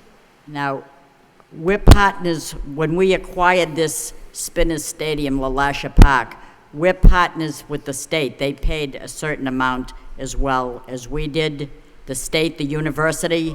I don't think, actually, the city didn't pay anything for the LaLasha Ballpark, is my understanding. The state paid the entire cost of the LaLasha Ballpark. Then why are they not obligated to assume some liability along with this? We have to pay the whole thing ourselves? Well, we own the facility now. Essentially, the state built a $24 million facility and gave it to us. So I think so we have no partner. Well, we have no partner in this. The partner is that they paid for it and we own it. Okay, so it's a small price to pay that we have to maintain it. So let me ask you, is this a construction flaw? I wouldn't say so. Is it a design flaw? I wouldn't say so. I would say that it's just an act of God. The joints are separating, it's an act of God. It's not a design flaw. Well, cement only lasts 10 years. A roof, you get a guarantee on for 20. It's not cement, it's the joints in between. And at this point, I wouldn't say it's a design flaw or a construction flaw. I would say that, like anything else, it wears out. It's actually, the stadium now is 15 years old, 12, 15 years old? 12 years old. So, you know. I don't think that's old. I don't think it's old. It's still, looks great. Do we have any insurance on this? No. Roofs are guaranteed for 20 years. This place isn't even guaranteed for 12. Those that put everything in place can walk away and not have, do we not have a guarantee on this facility? Well, we don't. I mean, again, the state built this, and the state gave it to us. It was a $20-some-odd million building that they gave to us for nothing. I don't know. They didn't. You know, it's hard to go back to them now and say, you gave us 20-some-odd million. Can you give us another million? So the university has no interest in that? They have no. They have interest in terms of they have rights to use it, but they don't have ownership rights. Council Caulfield, then Council Broderick. I wasn't going to say anything, but my colleague has opened up the door. First of all, LaLasha Ballpark was built by Peabody Construction. And the clerk of the works was Diane Prudo-Brun, who worked for DPD for the city of Lowell. So the city of Lowell oversaw the entire construction. Now, Mr. Manager, in all due respect, you don't need an architect to caulk around the walls of the concourse. You don't need an architect to repair the expansion joint on the third base side of the concourse. And where's the water coming from? You know where the water's coming from? The spinners are power washing all the bleachers with a power washer. And all the water is going down and ruining the walls. That's where the problem lies. a simple professional that has expertise in caulking, is that's what you need. Repair the expansion joint and caulk around the brick and the cement concourse. That's all I'm going to say. Thank you. Councilor Broderick? Thank you. Well, thank you, Mr. Moses, for this handout. This is what I originally was going to ask for. I think if we keep beating up the building and the structure, we may end up giving it to Marty, the way it's going. This clearly shows that we're going to end up with a balance, and even with the debt service maxing out at $69,000. So it's going to be covered. I understand the sentiment that, you know, we want to spend as little as possible, obviously, and only repair what we have to. So I look forward to a report in terms of what needs to be repaired and why, but, you know, I don't think it's a catastrophic problem that, you know, that we have to really worry a whole lot about in terms of the structure of the building. But at the same time, there are safety issues and codes that have to be followed that, you know, we probably do have to bring an architect in to tell us all we have to do is caulk it, as much as we might think we know what the issue is. But I thank you for this information. This is what I was going to ask for. It shows that even with the debt service maxing out, we're still going to have a positive fund balance, and at the end of the current contract, we will have approximately $181,000. Thank you. And if I may, Mr. Mayor, just to respond to Councilor Broderick's comments and some of the other comments that have been made. Again, I don't think we have a burning need to spend $700,000. And I certainly appreciate Councilor Caulfield's sentiments that, you know, it should be done as cheaply and as simply as possible. And that's our goal here. But in order for us to move forward, we don't have the funding in place to do the necessary work that will tell us exactly what needs to be done. We have some preliminary ideas based upon the architectural and engineering people that we've already used on this project. But certainly if it can be done cheaper, we're going to do it cheaper. We're not, again, there are other capital needs that exist out at that facility that in the long run we're going to have to deal with. But this is, you know, and we're not going to move forward with them unless the ticket surcharge money is there to take care of it. So we want to stretch that money as much as possible, and that's certainly what we're going to do. But we'll have a full report for you at the public hearing. And I do think, too, that we should keep in mind that, again, the state built that facility. They handed it over to us. The university uses it. But the city of Lowell makes about $185,000 a year on that facility that you know, we get $185,000 for zero investment. And we are doing any repairs here with ticket surcharge money that is not coming out of the taxpayers' pockets in order to maintain that building for the long run, so that we continue to get $180,000, $200,000 or more dollars from that facility. But we'll have a full report for the public hearing. Just one last issue, Mr. Manager. Peabody Construction was paid very well to build that facility. The state might have given us the check, but the city was more or less overseeing the construction. Please contact Peabody Construction to see if there's any way they can come back and address some of these issues. It's only 12 years old. There's buildings in Europe 1,500 years old, and they look like the day they were built. I mean, it's only 12 years old. And the roof is not leaking. I went over there today thinking there was a leak in the roof. There's no leak in the roof. No, if you watch the kids that power wash the bleachers, yeah, they're going to power wash that stadium right out of existence. Well, we never said that there was a problem with the roof. It has to do with the concourse and the joints. And again, we certainly are going to, you know, I think the secret to the buildings in Europe that have lasted 1,500 years is they've invested in them over those 1,500 years. And that's all we're hoping to be able to do here. Council Murphy? Thank you, Mr. Mayor. I was just going to echo what I think Councilor Mercier's original intent was, and that is that we should have a bit more information about what the extent. I didn't even, you know, I didn't take a tour of the facility today and make the rounds, but I think that if we have a better idea of what the extent of the damage is, what the scope of the work is, then we can make some better decisions there. Thank you. Thank you. All those in favor of referring it to a public hearing July 27th signify by saying aye. Opposed, to vote. Next item,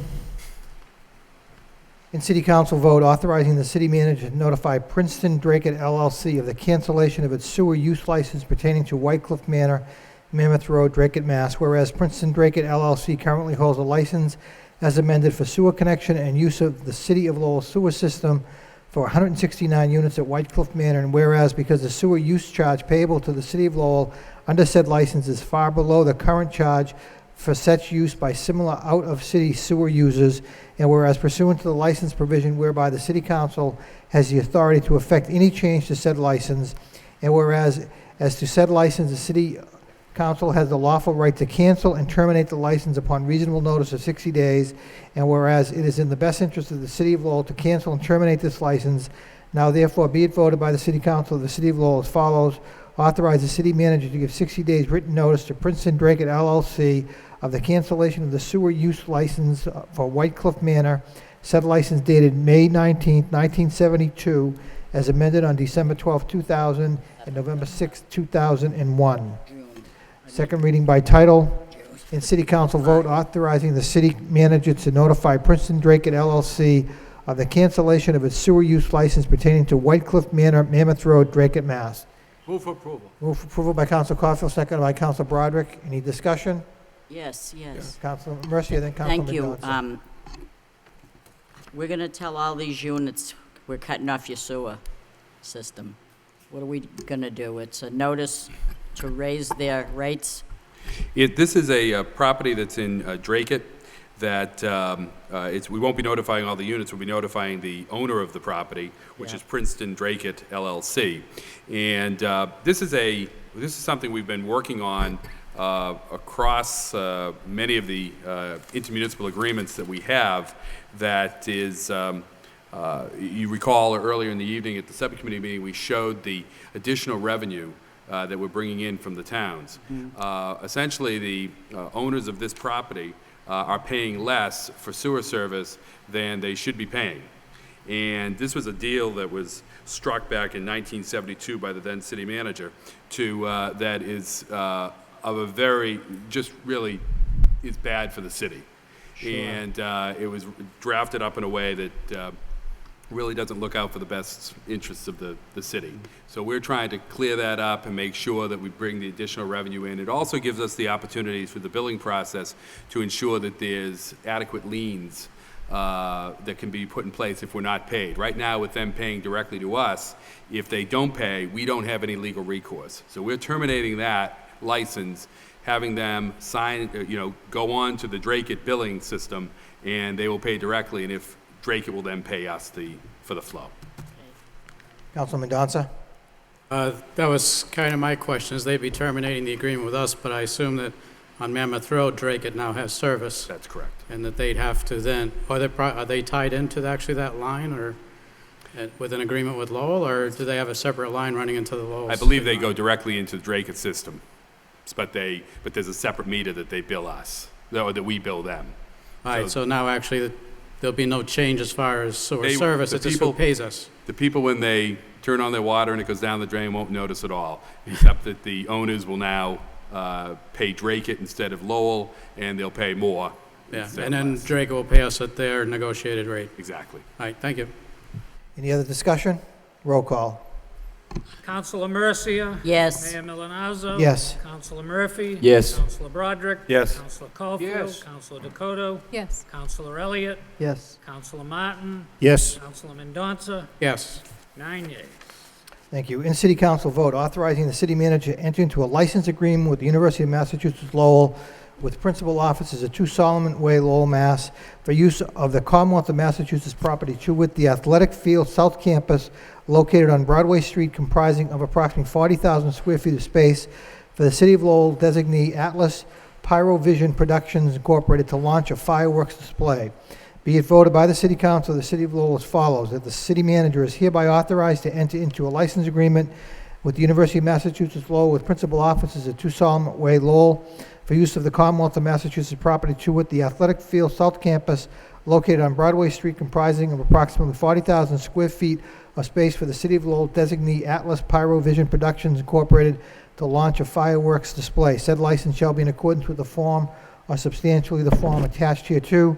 Second reading by title, in City Council vote, authorizing the city manager to enter into a license agreement with the University of Massachusetts Lowell, with principal offices at 2 Solomon Way, for the use of the Commonwealth of Massachusetts property to wit the Athletic Field South Campus located on Broadway Street, comprising of approximately 40,000 square feet of space for the City of Lowell designee Atlas Pyrovision Productions Incorporated to launch a fireworks display. Motion to approve by Councilor Broderick, seconded by Councilor Mendonça. Any discussion? Roll call. Councilor Mercia. Yes. Mayor Milonazo. Yes. Councilor Murphy. Yes. Councilor Broderick. Yes. Councilor Caulfield. Yes. Councilor Dakota. Yes. Councilor Elliott. Yes. Councilor Martin.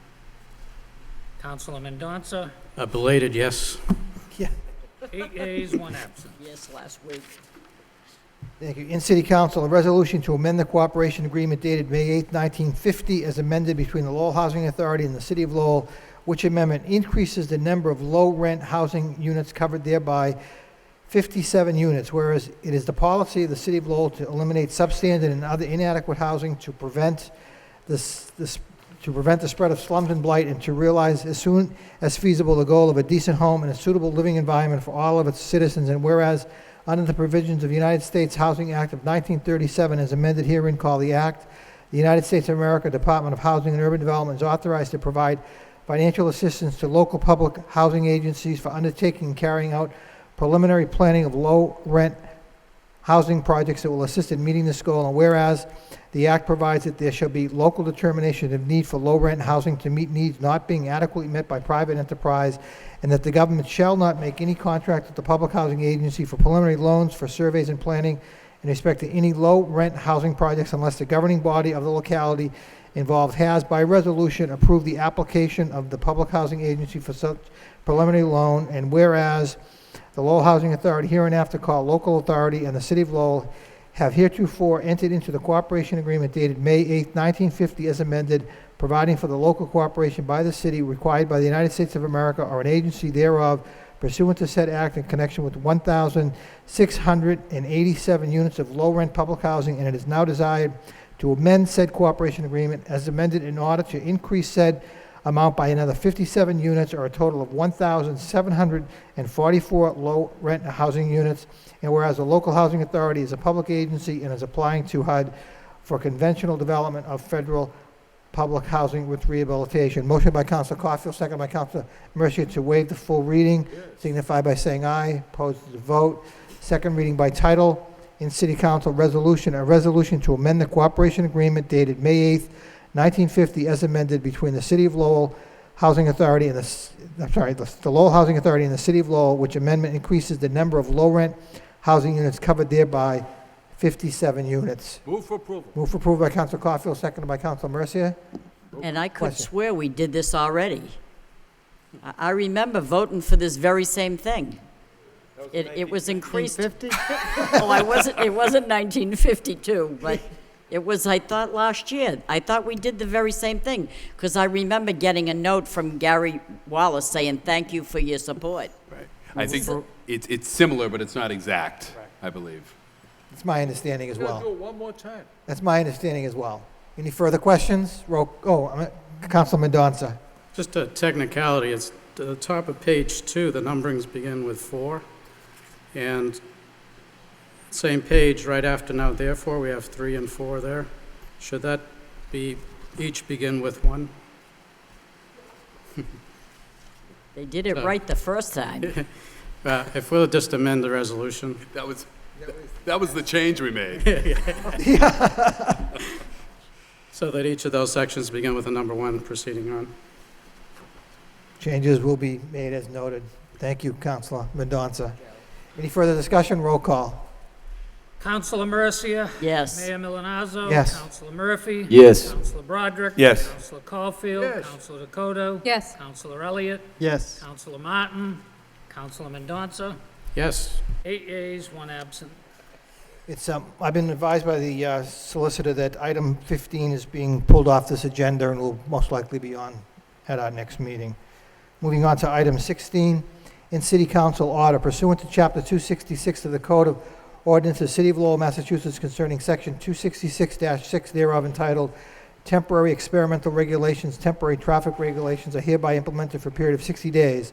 Whereas the City of Lowell desires to make temporary rules regulating traffic under actual conditions for a period of 60 days, and whereas Chapter 266 of the Code of Ordinances, City of Lowell, Section 266-6 thereof entitled Temporary Experimental Regulation authorizes City Council to make temporary rules for a period not to exceed 60 days. Now therefore be it ordered, adjudged, and decreed by the City Council of the City of Lowell as follows.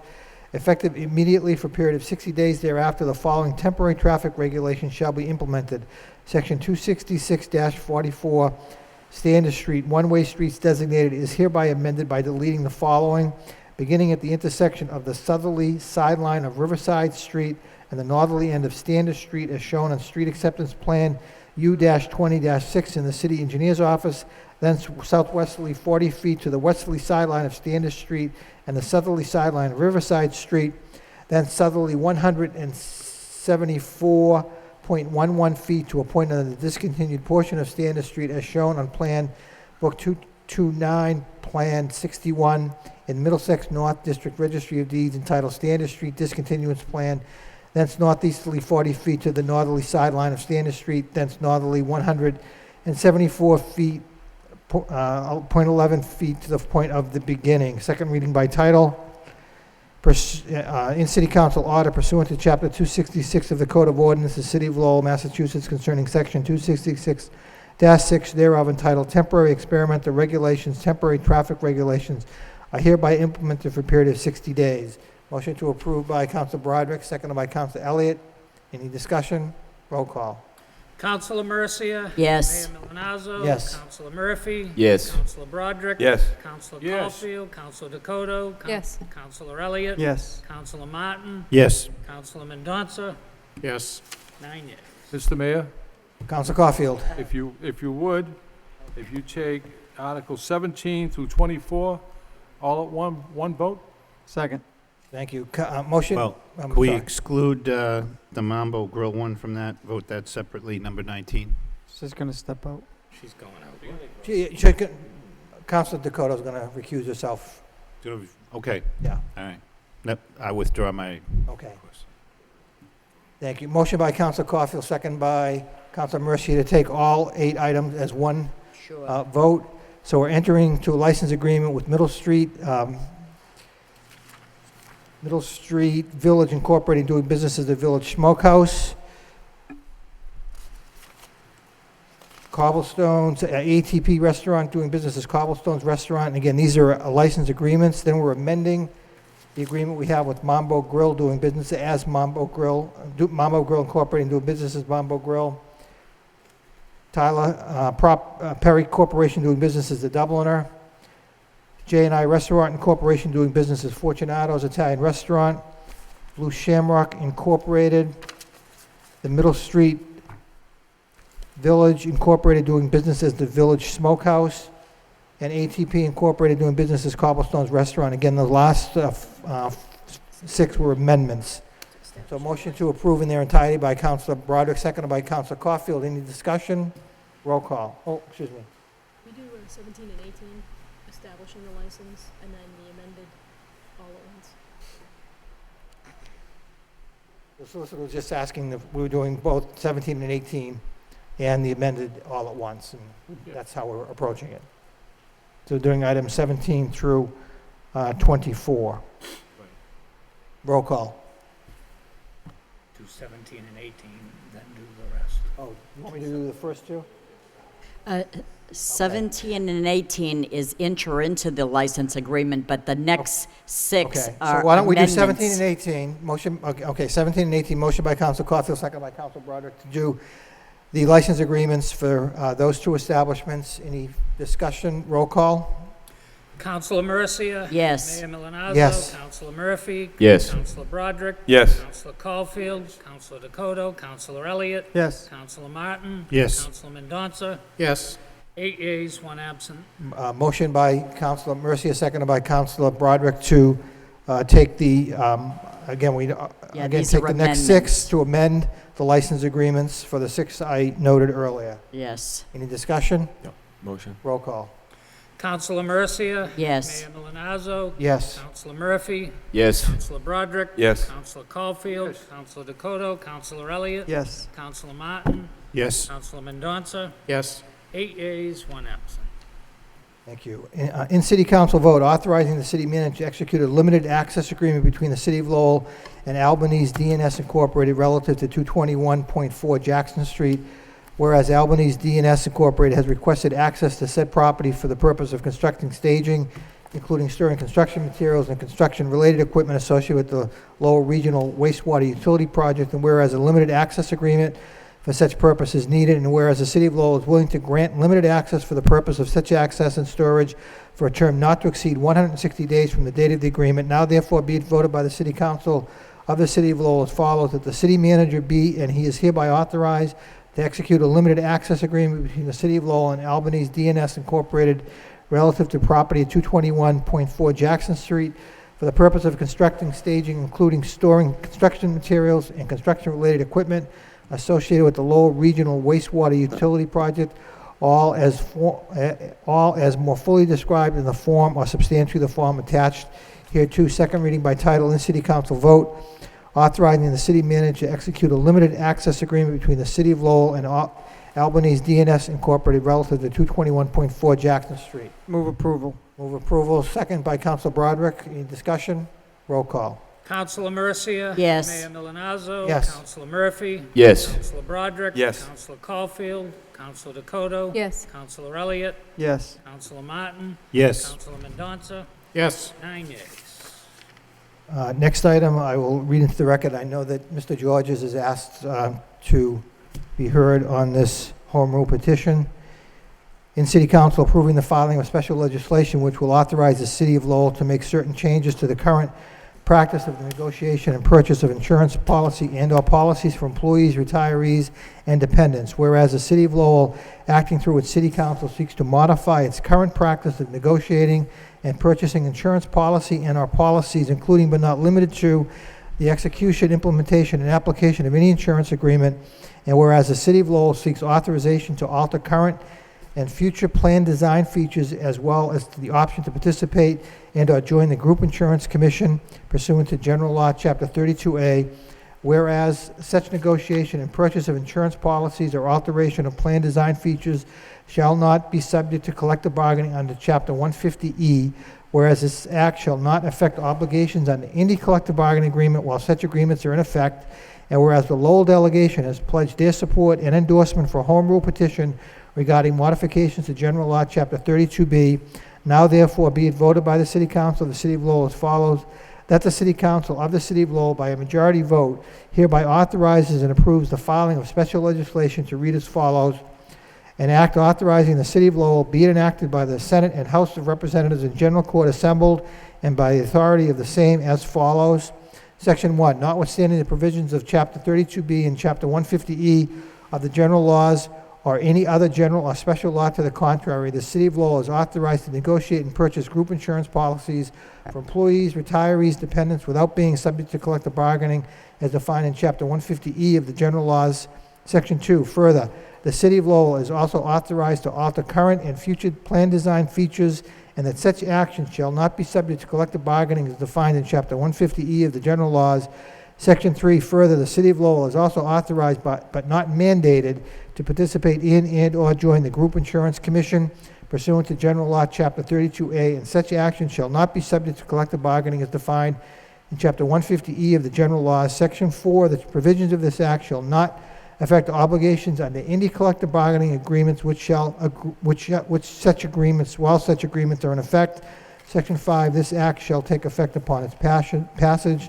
Second reading by title in the City Council vote, approving the filing of special legislation which will authorize the City of Lowell to make certain changes to the current practice of the negotiation and purchase of insurance policies and/or policies for employees, retirees, and dependents. Again, Mr. Georges has requested to address the council. Is that okay with my colleagues? Sure. Mr. Georges. Thank you. Mr. Mayor, you said a lot. That was certainly quite the law. I just wanted to look, I wasn't aware that this was coming to the floor tonight. I would ask, in fairness to the retirees and the people that really do need the Master Medical, which is obviously the target of this legislation, to have an opportunity to come and speak to you in public hearing on this issue. I mean, I'm the only one here from any of the unions or any of the public sector employees that are going to be impacted. I personally don't have Master Medical.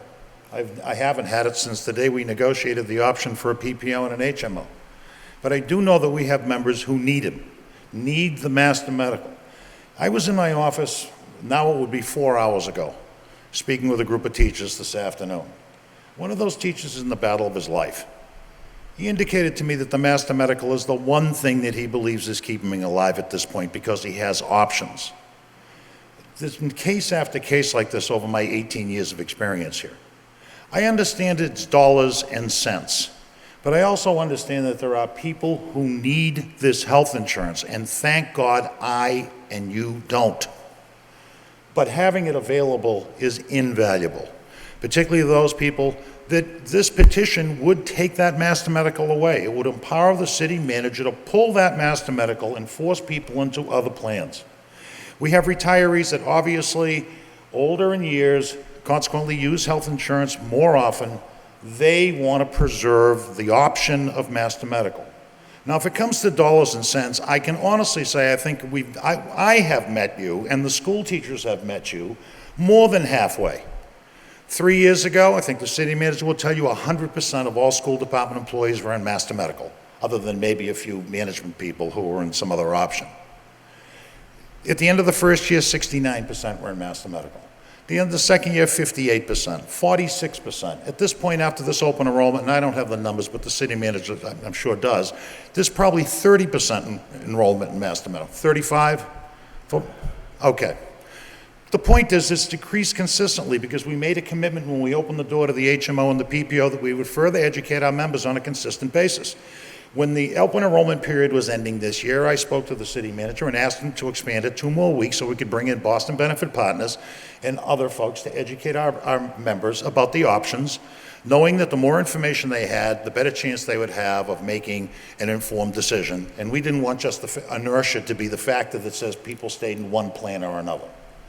Now, if we've gone from 100% participation in Master Medical to 30% over a, 3.5 or 4 year period, I mean, instead of saying how expensive that Master Medical is, you might look at the teachers and say, thank you for being involved enough and informed enough to go and take cheaper plans, because the money you've saved is a lot more than the money that you're spending now on the 30% that remain in Master Medical. You've got retirees here who are very concerned about their health insurance. They really don't have an option other than an HMO senior plan that we just apparently came out a few months ago that we were exposed to. They need a voice in this. They've dedicated their lives to working as employees in the school, in the city, and on the school department side. Yanking this out from under them does not make sense. And in some cases, it's going to do irreparable harm to people who really do need this health insurance. I mean, I know it's easy to say other plans are better. I don't know if they're better. I know what's better for me. The choice that I made. Giving people a choice and informing of those choices, and respecting the people that want to stay in the Master Medical program and are willing to pay a little higher price because they do it, or a much higher price because they do it, I think is a valuable asset to the community in attracting more people to may want to work in Lowell now and in the future. But I also think it's a matter of respect. I mean, shouldn't you at least have a public hearing so that these people can talk to you about the ramifications of this legislation if it goes in front of the legislature and it's passed? I mean, that's a matter of respect. That's a matter of courtesy. The cost of health insurance obviously is always increasing. It's always a problem. It always is. But again, keep in mind that it's perhaps 70%, gone from 100% to 30% participation. And again, I'd have to, discuss this with Mr. Lynch, but I suspect it's around 30 or less perhaps, or right around that number. That is, if you looked at the 70% that moved away from Master Medical over those 4 years, I think you are looking at tens of millions of dollars in savings. Not to mention back in 1992, we went to a self-funded program. That self-funded program perhaps saved $100 million over that 20-year period simply by giving us cost-effective health insurance, much less costly than it would have been if we were buying the Blue Cross Blue Shield product over the counter. Also want to say, too, that our current rates are also a combination of increased claims against and replenishing the health insurance fund that was depleted for a number of years and consequently needed attention. So a 20% increase last year really was only a 10% increase, should have been a 10% increase if the fund had been fully funded in previous years. And a 10% increase this year would have been a 5% increase, which is very reasonable in the free world out there, if it had, again, had not had to catch up with the lack of funding that took place in years past. So I'm just asking you, retirees don't have a voice in this. But they don't have collective bargaining rights because we don't have coalition bargaining. This is going to be done to them. At least give them the respect of being able to have a hearing so you can hear directly from them about their concerns and maybe try to accommodate it. And again, the active members who still have Master Medical, many of them need it. It's not as though it's the greedy plan with people who don't care and they simply want to buy the most expensive thing out there. Many of them need it. Just one last thing. 3 years ago, we signed a contract. The manager was part of the negotiating team with the school committee. That contract, as far as I can see, is a covenant between us and you as representatives of this city, and the school committee as representatives of the school department. It says I have access to 3 plans. It says my members have access to 3 plans.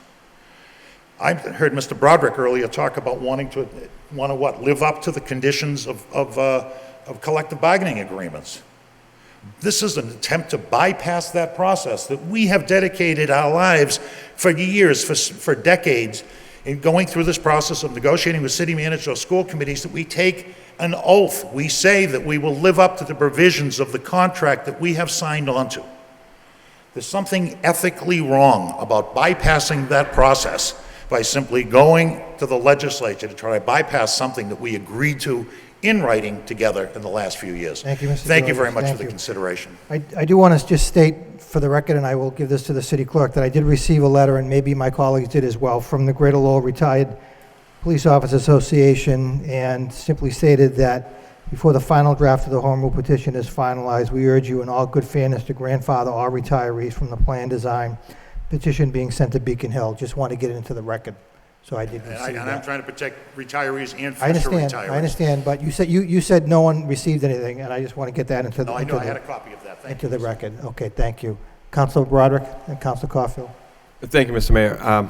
I did state something similar to what Mrs. George has said about living up to our contracts, but prior to that, I believe I said I wouldn't be opposed to making cuts if it was done uniformly and fairly, meaning not just non-union folks, if it was going to be across the boards. I wasn't going to vote to not give certain employees their raise or the grid when others were getting it, and that's I think where the interpretation might be a little skewed here. I guess through the mayor to the solicitor, the manager, if this home rule petition request is approved and it gets sent down, and then if it is approved at the State House, would it not come back to us for a public hearing at that point to whether to adopt it? No. It would just be done? It would be done. There'll be Okay. a public hearing, I believe there'll be a public hearing in Boston. Right. Right. Okay, so the public hearing will be in Boston, okay. Correct. Okay, that's all I have for now. Councilor Caulfield. Thank you very much, Mr. Mayor. Prior to the meeting, I had a discussion with Manager Lynch, and I did receive some calls from retirees, and I do feel strongly that we shook their hand, we wished them well, good health, and have a good and pleasant retirement, and they retired, many of them, with the Master Medical. Saying that, we vote for this. It's going to come back to us, and we're going to decide after the vote in Boston, who is grandfathered in or not, and so forth, Mr. Manager? No, this would, actually, it would, the plan design issue, I believe, would rest with the chief executive. So the retirees are subject to this as well? That's correct. Now, our discussion that we had, I asked you if you would meet with the retirees and explain to them their options as far as insurance and as far as all the things that are available to them out there. Would you do that? Absolutely, absolutely. You know, where the rubber hits the road, in 1999, the insurance cost to the city was $13 million a year. It is now $33 million a year. And I have HMO Blue. And I'm a perfect example. Mass General, the finest doctors in the world, I was treated and so forth, and I think I had a $5 copayment or whatever. But it's not the end of the world.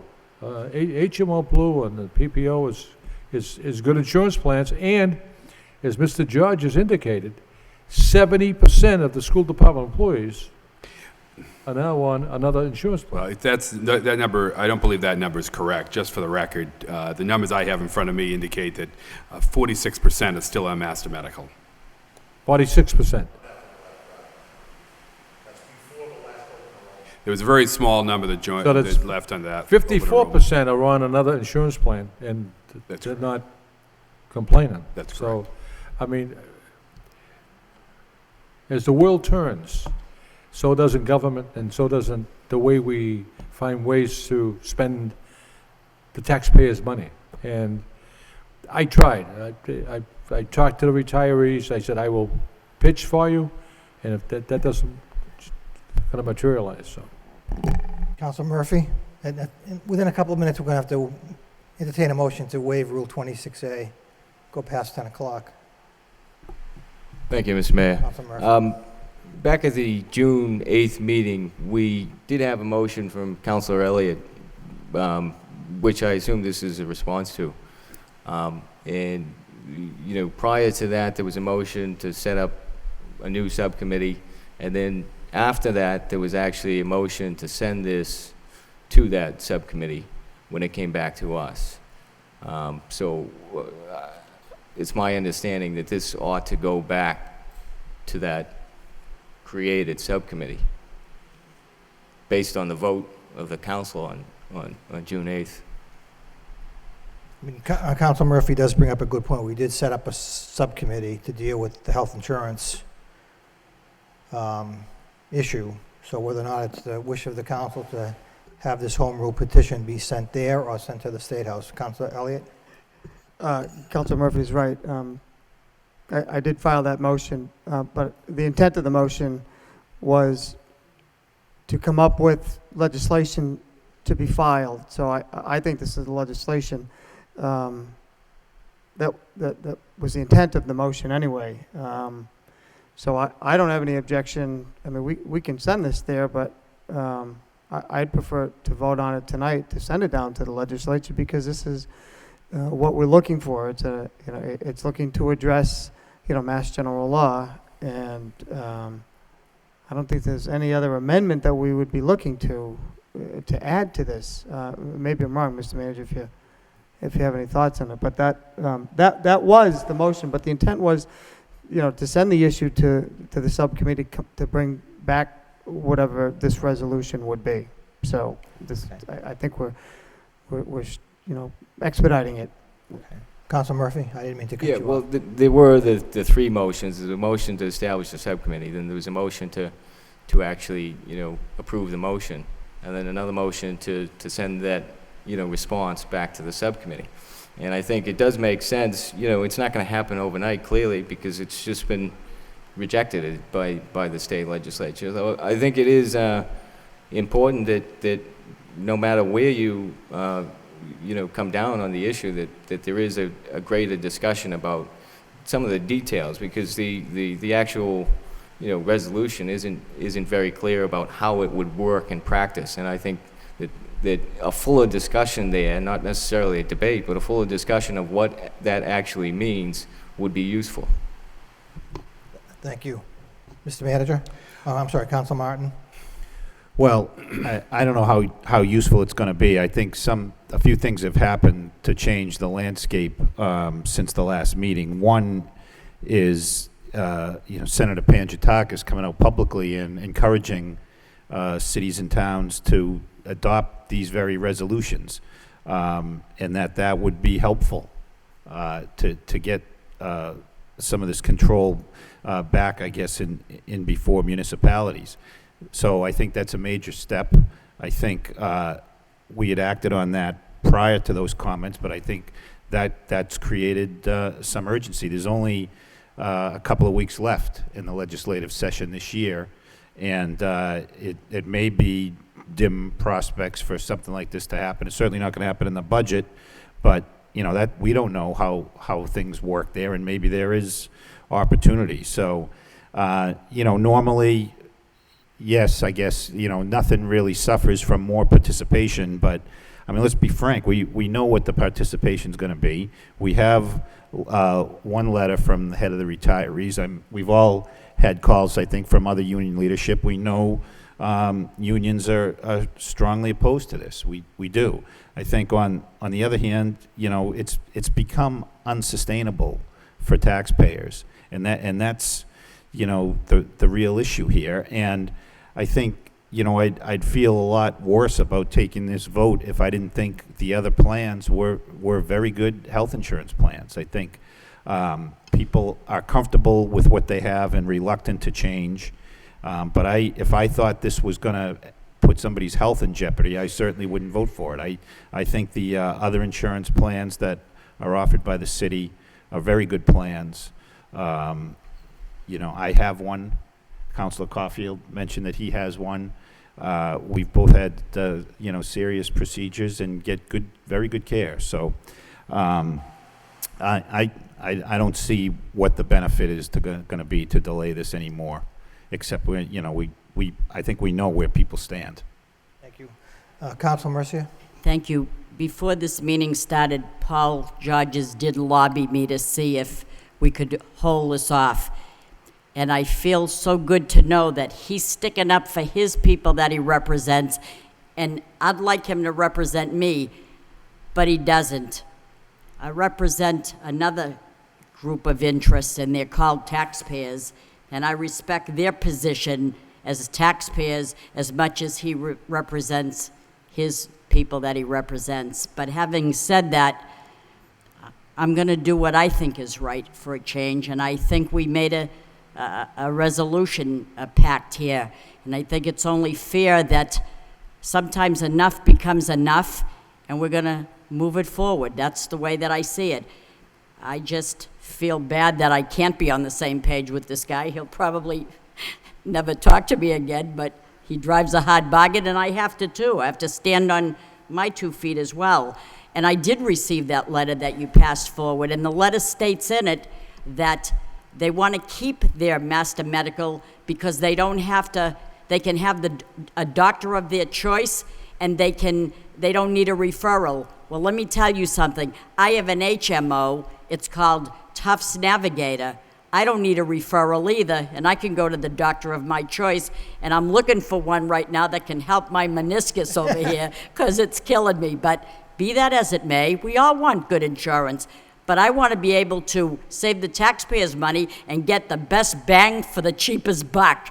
And that's where I stand, and I'm supporting this resolution. Sorry, Paul. Thank you.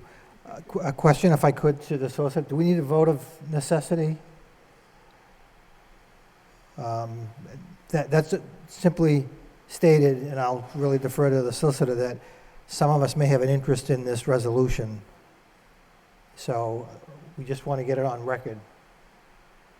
Any of the counselors who themselves are enrolled in the plan or have family members, immediate family members that are enrolled in the plan, which I suspect from prior discussions that we have had.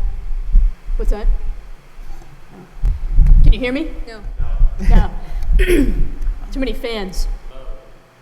What I was saying is that from prior discussions, anybody who is themselves enrolled in the plan or has immediate family members enrolled in a plan, meaning any of these health insurance plans, the rule of necessity would then allow the council to take action on something that members of the council would have a financial interest in themselves. That's just a voice vote. So, again, the motion would be that the council can go forward under the rule of necessity in order to move forward with this resolution. Motion by Councilor Mercia, second by Councilor Elliott. All those in favor signify by saying aye. Opposed to the vote. Councilor Mendonça? Yes. Actually, this has been referred to as a resolution, even though it is a home rule petition. So it'll have if it passed here in the legislature, it would actually be an ordinance in the city of Lowell. And actually, when I first heard the proposal for this idea, the first thing I thought is, that seems odd. I could see having a home rule petition for something that's not already regulated, and that texting was such an example. But I didn't think that we'd be able to do a home rule petition for something that would negate state law that covers this. So I wasn't sure, but I assume the city solicitor drew this up, if you would just address that. I did, and in doing so, I had looked at legislation that Boston put forth. Ours is, I think, very different in some respects, but it tracks the same spirit and intent, and that is to give some sort of control to local communities that is enjoyed by the state under 32A. So, yeah. Thank you. And it was brought up that there were retirees, all retirees, future retirees would be affected by this. But in actuality, people that are retiring now that have had a number of years that contributed to Medicare, I sometimes confuse Medicare and Medicaid, but that they actually now have to take that medical option if it's available to them. That's correct. So going forward, eventually there'll be a diminishing number of retirees that are in the situation of having to choose a medical plan.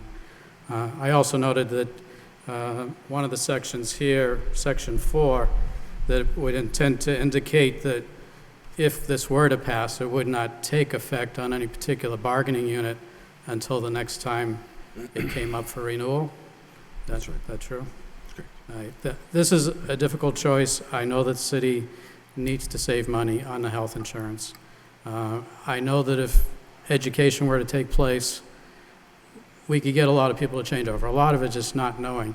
They can have the same medical care and the same doctors and the same hospitals. They just need to be part of the PPO or the HMO plan.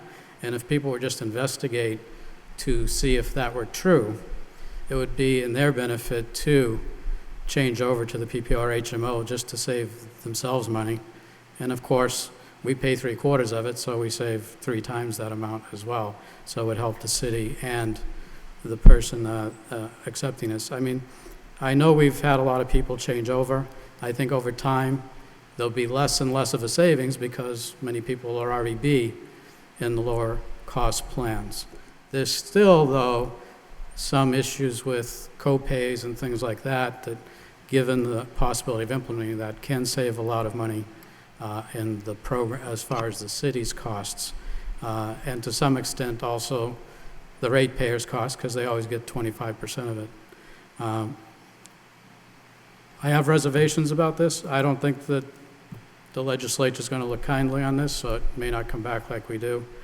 But I'll support it because we have to do something about health care. Thank you. Councilor Elliott and Councilor Dakota. Thank you, Mayor. Week after week, we question the manager, we challenge him, we ask him to, how can we save money? How can we cut costs? And I can't tell you how many times this issue has come up at the Finance Subcommittee meeting. Health insurance is one of the largest budget items in the budget. And it was alluded to earlier. I mean, it's double-digit increases year after year after year. Council Martin, I think, hit it on the head. We can't sustain this. The city manager's hands are tied. And all we are asking for as a community, and I think communities are going to jump on the bandwagon here. All we're asking is for the same rights that the state has to bargain with their, to bargain. And I think we have to keep in mind, we're not taking away insurance. We're not giving up bargaining rights, nor the union.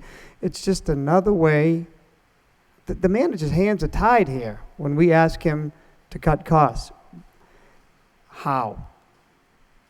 Whenever the manager wants to make one change or negotiate a change, we need the buy-in of every single union. There's 17 unions, Mr. Manager, 17. All have to be on the same page, whether it's changing in premiums to a simple copay. So I truly think this is the right thing to do on behalf of the taxpayers and union members of taxpayers. We understand they're going to fight for their rights. But we need this to move forward to be able to save $3 to $5 million is a projection. That's a lot of money when we don't have two nickels to rub together. So I'm going to support this. That's why I filed the motion. I don't know where it's going to go in the legislature. A compromise failed in conference committee, so I think communities have to do what they have to do and take it upon themselves and submit a resolution and let legislature know what our intent is. So, thank you. Thank you. Councilor Dakota? Thank you very much. This is an unfortunate situation to have to be in, and I think to Mr. George's here, I'd like you to know that most of us in this room probably respect you and you're masterful at what you do, and my father-in-law is a teacher, and he respects the position that you're in and how hard you work for them. So I want to let you know we appreciate that, and we all want to support our employees. I think in this particular situation we cannot afford to do that, but it also is incumbent upon us and you, Mr. Manager, to provide reasonable options, particularly to the retirees. So I'm going to support this, but I will be looking to you to make sure that there are options that they're satisfied with and that you communicate with them. Thank you. Thank you. Mr. Manager? Just if I may, Mr. Mayor and council members, I think there have been a number of excellent points made throughout the entire discussion of this issue. And just by way of addressing some of the concerns that were raised, some of the issues that were raised, we estimate that, as Councilor Elliott put it, that we estimate that the savings that we could realize through this is anywhere from $3.5 to $5 million. Looking at the Master Medical is certainly as everyone knows, that's an issue that we've been talking about for some time. It's a very expensive plan, and very frankly, with all due respect to Mr. George's, the PPO is the same. It's except that it provides a discounted rate if you stay within the network. But you have total flexibility. You can go to whatever doctor you want to under the PPO. I think it's important that people remember that out of the entire Blue Cross book of business in the Commonwealth of Massachusetts, only about 1 to 1.5% have Master Medical. A tiny fraction of the number of subscribers that Blue Cross has. Most of them are in the city of Lowell because we're the only ones, one of the only communities that still offers Master Medical. So, there haven't been, with all the gloom and doom that's predicted on some quarters, that if we get rid of Master Medical, terrible things will happen. The evidence that's existing throughout the rest of the Commonwealth shows that that's not the case.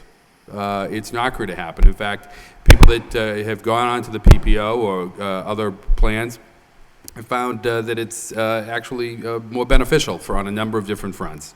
So I think that there are some savings here. I think also that's pointed out that, I forget which councilor mentioned this, that it's going to save the employees money because as people go into the lower priced plans, their premiums are going to go down. But on top of that, this $3.6 to $5 million, what will that do? Well, it will allow us to represent the taxpayers and put that money towards services to a large extent. certainly, maybe not all of it, but a large extent of it. And how do we provide services? We provide services through our employees. People will retain jobs. People will be able to be properly compensated for that, but we have to have the money in order to make that happen. So at the end of the day, it's going to go into the employees' pockets as well. But it's going to provide services to the taxpayers that expect those services. I did send out a letter today. It isn't in the hands of the union officials yet, but it will be within the next day, indicating that we're moving forward. If the council so votes, we will move forward with this. But I certainly remain willing and interested in sitting down and trying to work something out with regards to our health insurance. It isn't sustainable.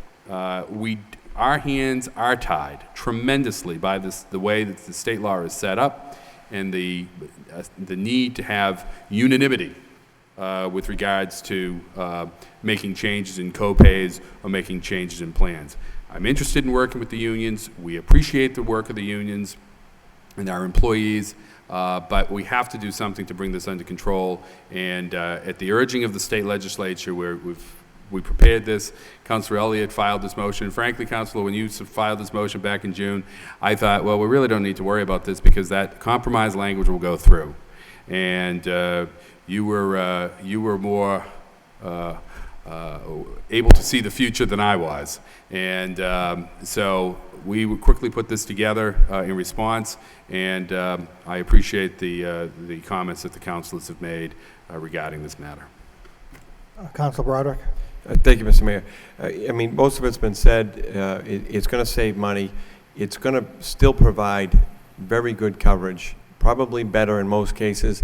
And I think it's as many of these changes that have taken place over the last year or two or three with the trash collection and the different systems that have been put in place. It's a matter of education and letting people know whether it's it's a subcommittee or it's a meeting with the union officials, department heads, union, non-union employees alike are all valuable, hardworking employees, and we do respect that. It's just that we can't afford to have this dinosaur anymore that nobody else has, and quite frankly, in most cases, is not likely the best product for them to have. It's going to save them money. It's going to save the city money. I understand Mr. Georges has a job to do. He'd like to keep it at the collective bargaining table because as maybe they give this up, they're going to get some of the savings, and I understand where he's coming from. But as Councilor Rita Mercia mentioned, we represent a different group of people. Unfortunately, sometimes there's a tough distinction because there are many, residents, taxpayers that are on this. But the greater good here is without a significant harm, it's still going to provide excellent plans and options. So I'm going to support this. I didn't get into this last time I spoke, but thank you, and thank you for the information, Mr. Manager. Mr. Mayor, roll call. Roll call. Roll call. Who's the question? Roll call. Councilor Mercia? Yes. Mayor Milanazzo? Yes. Councilor Murphy? No.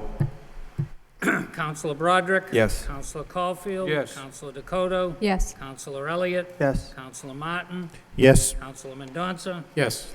8 yeas, 1 nay. Thank you. Next item, vote in City Council order to meet fixed charges and current expenses of the city of, excuse me. We need a motion by Councilor Mendonça, second by Councilor Broderick to waive it's actually Rule 5. All those in favor of waiving Rule 5 to go past 10 o'clock signify by saying aye. Aye. The vote, thank you. No. There's a no? No by Councilor Martin. Vote in City Council order to meet fixed charges and current expenses of the City of Lowell for the fiscal year 2009-2010, ordered by the City Council of the City of Lowell as follows, that the amount of $149,850 be transferred from sick leave buyback account to various accounts in deficit, all of which are more fully described in Attachment A. Order recommended and introduced by Thomas Moses, Acting City Manager. Second reading by title in City Council to meet fixed charges and current expenses of the City of Lowell for the fiscal year 2009-2010, ordered by the City Council of the City of Lowell as follows, that the amount of $149,858 be transferred. Sticking to the chair. Motion to approve, By Counsel Martin, second by Counsel Elliott. Any discussion? Counsel Caulfield? Mr. Mayor, I know the hour's getting late, but I just have to mention this fact that, Mr. Manager, these transfers were actually free cash, in a sense, aren't they? They're not? No, because it's going to fund deficits in other accounts. But so if you had that deficit, it really doesn't quite work that way. But some departments manage their money well. Correct. And Well, right. that's free cash as far as I'm concerned. So. But the surplus and the deficit offset one another. You're just moving money to a different place. It has no effect on free cash. Counsel Mendonça? Okay. Related to the free cash question is, it seems like you're covering the deficit in the snow and ice account, which, if you couldn't do that, would be a negative free cash, right? I'm just wondering now, this is a little off topic, so my indulgence of my colleagues, do you have some estimate now of where our free cash might be, given these transfers? And I would guess, because I usually ask the city auditor what it is, I would guess that she doesn't either. If she does, she's not telling me. So typically the books don't close till the 15th, and it takes a while for the state to come in and actually certify the free cash. But to the extent that we're covering all of the snow and ice, It's beneficial to us. should be good. Thank you. Counsel Murphy? Thank you, Mr. Mayor. Through you to either Mr. Moses or Mr. Lynch. In the memo, it was said that part of the transfers were going to the Medicare tax because there were a great number of grant-funded positions, both state and federal. I was under the understanding that that was all included as part of the grants, that the benefits and the health and... It is. We transfer money into the general fund as revenue, reimbursement from the grants, but we also have to pay the tax as expense. Okay. Okay, thank you. Any further discussion? Roll call. Councilor Mercia? Yes. Mayor Milonazo? Yes. Councilor Murphy? Yes. Councilor Broderick? Yes. Councilor Caulfield? Councilor Dakota? Yes. Councilor Elliott? Yes. Councilor Martin? Yes. Councilor Mendonça? Yes. 9 yeas. Vote in City Council order to meet fixed charges and current expenses of the City of Lowell for the fiscal year 2009-2010, ordered by the City Council of the City of Lowell as follows: that the amount of $1,409,093.98 be transferred from various salary and wage accounts, various operating appropriations, all of which are more fully described in Attachment A, to various accounts in deficit, all of which are more fully described in Attachment A. Order recommended and introduced by Thomas Moses, Acting City Manager. Second reading by title. We have this already? Vote in City Council order to meet fixed charges and current expenses of the City of Lowell for the fiscal year 2009-2010, ordered by the City Council of the City of Lowell as follows: that the amount of $1,409,093.98 be transferred. I believe Mr. Moses is passing out.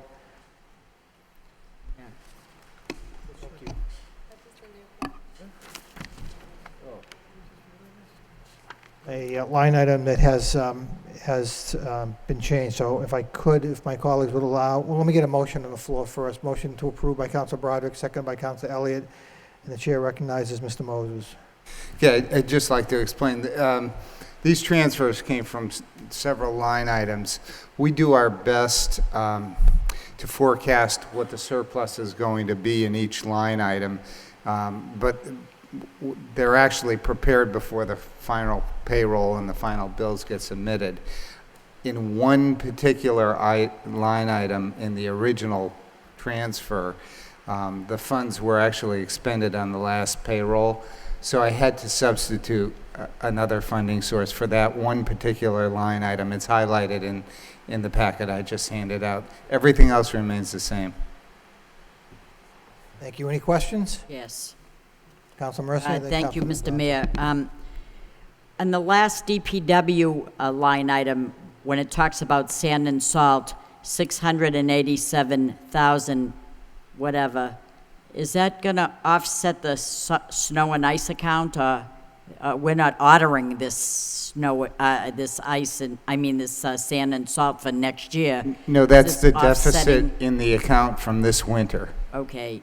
And then the manager's contingency account, 13,000. I thought we appropriated 550,000 in the contingency account for. No. Only appropriated, I think it was $350,000. But now you're getting 13,000. I'm taking 13,000.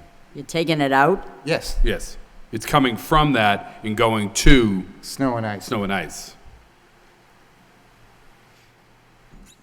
There's a surplus in that account because we didn't spend that contingency. Oh, So it goes from to. Oh, right. from to. Okay, I see it. I see it. Thank God there's something in here to take out to bring over Exactly. to. But that's, oh, I didn't see from to. Okay, I'm thinking, I thought it was going into your account. I'm saying, how can I get some of that? But that's all right. We'll talk later. Councilman Donza? No, you're all set? Any further discussion? Councilor Elliott? Mayor, I just had one quick question. We're transferring to Essex tuition. What is that, Mr. Moses?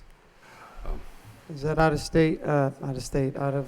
Right, that's an estimate that the state gives us for the tuition for the students that go to the Essex Agricultural And School. they go there because the city, we don't offer whatever the programs are. They choose Is to. that a reimbursement from the state, or is that a? No, it isn't. Okay. Yeah, we thank pay you. for that, and it's an estimation during the course of the year. They calculate how many kids actually do go, and there's usually some variation. Is there any coverage under, does it come in as Chapter 70 money, or is that local? It works 6 to just 1, like half something charter other? school. Okay. All right, thank you. Thank you. Any other questions, comments? Roll call. Councilor Mercia? Yes. Mayor Milonazo? Yes. Councilor Murphy? Yes. Councilor Broderick? Yes. Councilor Caulfield? Yes. Councilor Dakota? Yes. Councilor Elliott? Yes. Councilor Martin? Yes. Councilor Mendonça? Yes. 9 yeas.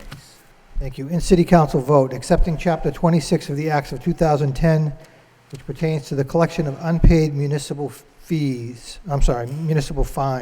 Motion to waive the full reading by Councilor Martin, seconded by Councilor Broderick. All those in favor of waiving the full reading signify by saying aye. Opposed to vote. This actually gets referred to a public hearing on July 27th. Motion to send to a public hearing by Councilor Broderick, seconded by Councilor Mendonça. All those in favor of sending it to a public hearing signify by saying aye. Opposed to vote. Public hearing, July 27th. Moving on to subcommittee reports. I know we did have a finance subcommittee report that Councilor Elliott did report on earlier. Fine. Councilor Mendonça. Yeah, I'd just like to announce that I've started to schedule a collegiate partnership subcommittee meeting for August 10th at 5 p.m. August 10th. I've been working with Paul Marion at the university to arrange this. Finally got a definite date back today. Okay, thank you. Any other reports? Hearing none, accept the report as a report of progress by Councilor Mendonça, seconded by Councilor Dakota. All those in favor signify by saying aye. Opposed to vote. Under petitions, we have a pole location, National Grid to replace one pole, First Street Boulevard, and one pole on Westford Street. Refer to a public hearing July 27th by Councilor Murphy, seconded by Councilor Martin. All those in favor signify by saying aye. Opposed to vote. We have 3 claims, 1 personal injury, 2 property damage. Refer to law department by Councilor Broderick, seconded by Councilor Caulfield. All those in favor signify by saying aye. Opposed to vote. Moving on to the motions that remain. First motion by Councilor Elliott. City Council requests the city manager to update the city council on the protocol for lock boxes for nursing home. Seconded by Councilor Mercia. Councilor Elliott. This is in response, Mr. Manager, naturally to the incident that took place. I don't know if you or the fire chief administration is looking at the protocol or what it is, but if we could get a report on what happened or what took place, I think it'd be helpful. Thank you. Any further discussion? All those in favor of the motion signify by saying aye. Opposed to vote. Next motion by Councilor Mercia. City Council requests the city manager to report on the status of Mickey Ward Circle on Industrial Avenue. Second by Councilor Caulfield. Councilor Mercia. Thank you, Mr. Mayor. For the sake of my new council member colleagues, I'd like to update my colleagues about this motion. On June 9th of 2009, I made a motion requesting the City Council support the dedication of land at Industrial Avenue to honor Lowell resident Mickey Ward.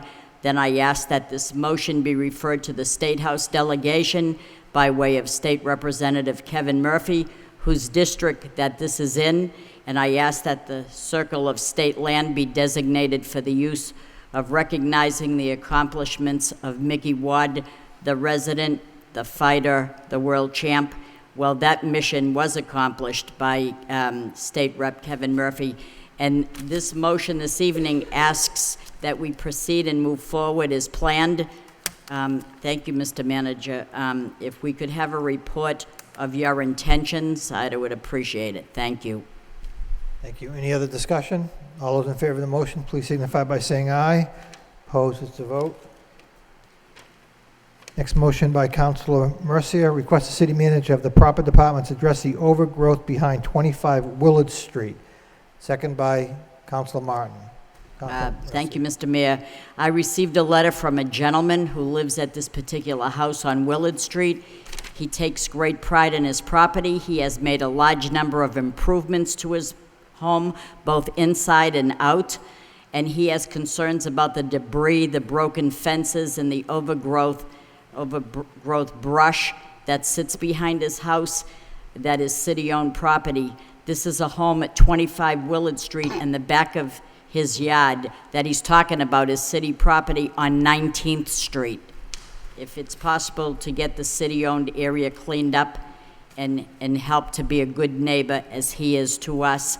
And if, again, you need help with that and the unions don't mind, we could get our people to help on a Saturday or whatever day you want, because they do community service, and we're looking to help out in any way that we can.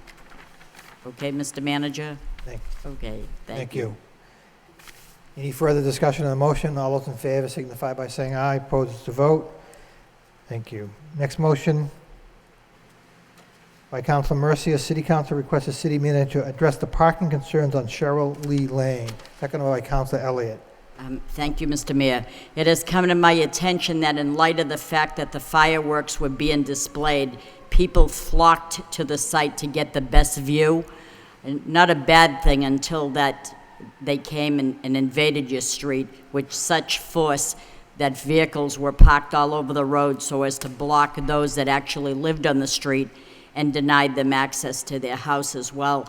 That's what happened on Cheryl Lee Lane, and although I know that this takes place once a year, this motion asks that the traffic engineer address the parking issues and to further see if parking can be restricted on both sides of the street. And that's the gist of this particular motion here.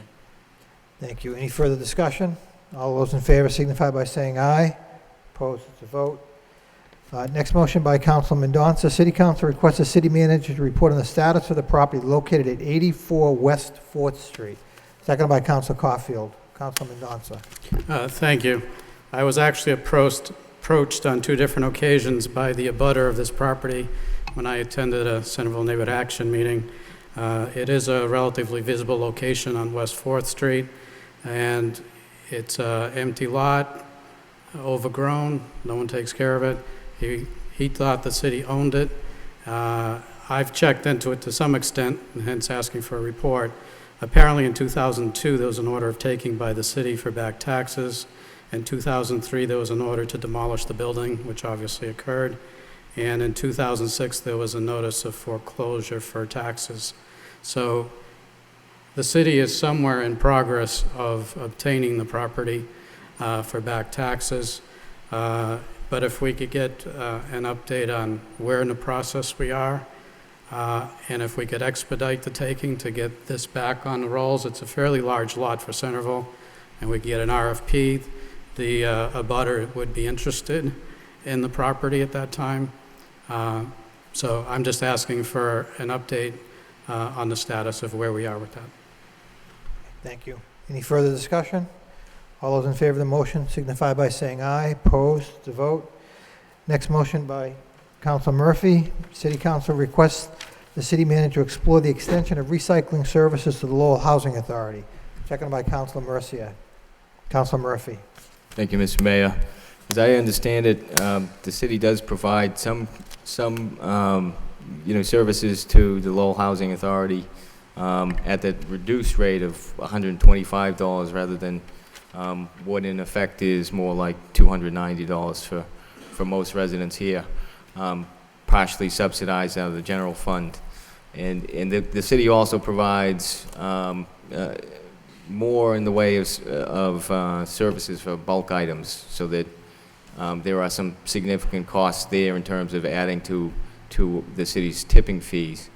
And so this is to get an idea of whether or not, through a requirement that we talked about at the last subcommittee meeting, that any trash hauler operating within the city also be required to provide recycling services, so that you can both reduce that tipping fee through the service that we provide for the bulk items, but also really reduce the tipping fees on those residential. So maybe a report also of how many units are being given this service, how often, and to get an idea of how we can best reduce those costs. Thank you. Councilor Rita Mercia. Thank you, Mr. Mayor. Speaking of recycling and segue into the Councilor Patrick Murphy's motion, I was wondering if there's someone who oversees the services of going around the specific section of the city during trash day to make sure that people's trash, yard waste, and recycling is picked up. Is there someone that's doing that for Allied Waste? Can we have some? I think they have a supervisor that goes out and sort of checks on that. If people don't, they contact us and we get a hold of the Allied Waste. I find a few discrepancies every now and then, and people call me up and say, oh, my yard waste has been not picked up in 2 weeks here, and so... Yard waste is a real problem because if they, in particular times of the year, too, because it's hard to determine exactly how much is going to be put out there, and then they don't necessarily have enough trucks, and it becomes problematic. But they do monitor the situation. We help them monitor it as well.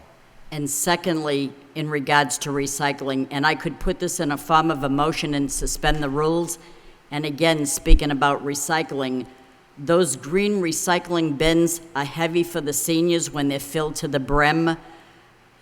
I'd like to modify this for the elderly. How would I modify these green bins? I'd like to just explain that. Right now, they're not heavy for me, but they're heavy for my neighbor, and I see her having a hard time. So her son-in-law drilled 2 holes, and he tied a clothesline rope for her to pull the recycling down the driveway and out to the curb. I see her do this all the time, and I think it's a wonderful idea. But having seen that, I never thought about it till someone called me up and said, do you think this could be possible? She has the luxury of a son-in-law. I have the luxury of knowing how to use a drill, and I could do that for myself if the time came and I needed to. But there are elderly residents out there who do not have anyone to help them. And I would like to suspend the rules and make a motion to allow the green recycling bins to be modified for the elderly or disabled, so that if there's a request to drill 2 holes to put a rope through to be applied by the DPW garage on Middlesex Street, that they will drill the holes for the elderly. Could they do that? Again, we have a motion on the floor that's been seconded. We're not in a position to suspend the rules, and I've given you a lot of leeway, Councilor Mercia. Well, it's just an idea. I understand. I know people that have done the same thing, but I don't know if we should be in the business of doing that. So, again, Councilor Mendonça, then Councilor Caulfield and Broderick. Councilor Mendonça. We just received in our packet this week a clarification on the open meeting law. And it's going to change somewhat how we do business in that Right. we can suspend the rules like we did many times today to have people speak on things already on the agenda or to move it up on the agenda for the convenience. But clearly, if it's not on the agenda, we're no longer going to be able to suspend the rules to add it. And I mean, the solicitor can speak Correct. to that. No, you're absolutely correct. Councilor Caulfield and Councilor Broderick. I read the rules too, Council, so did you just refer this to the manager? It's not on the floor. Feasibility. It's not on the floor. Okay. It's not on the floor. That's all right. I'll make the motion Okay, in Coun- 2 Coun- weeks. And Councilor Broderick. I guess it's not on the floor. I don't need to speak on it. We can wait. Okay. On the original motion, all those in favor, please signify by saying aye. Opposed to vote. Last motion of the evening by Councilor Murphy. City Council requests the city manager have the DPD review historic district restrictions when in conflict with the energy efficiency retrofits. Second by Councilor Broderick. Councilor Murphy. Thank you, Mr. Mayor. I'm not going to be blamed for the length of this meeting, so I'll be real quick. There were some people who had, they were trying to improve the energy efficiency of their homes. They had bought a number of vinyl windows, but had them custom made and it really made an effort to keep them within the historic, aesthetic. There are some other issues that have come up, and where we are in the middle now, or the starting stage of moving into the federal energy retrofit, and how we balance the two of both historic preservation and energy efficiency. I think it would be helpful to review some of these rules so that we make sure that that they make sense. It came up a number of times. I think, even with the wind energy ordinance, there were questions about the historic value of them. So I think if just a review and a report back on whether or not we need to tweak some of those regulations. Thank you. Thank you. Thank you, Councilor Murphy. Any other comments on the motion? All those in favor signify by saying aye. Opposed to vote. Motion to adjourn by Councilor Broderick, seconded by Councilor Murphy. All those in favor signify by saying aye. We stand adjourned. Thank you.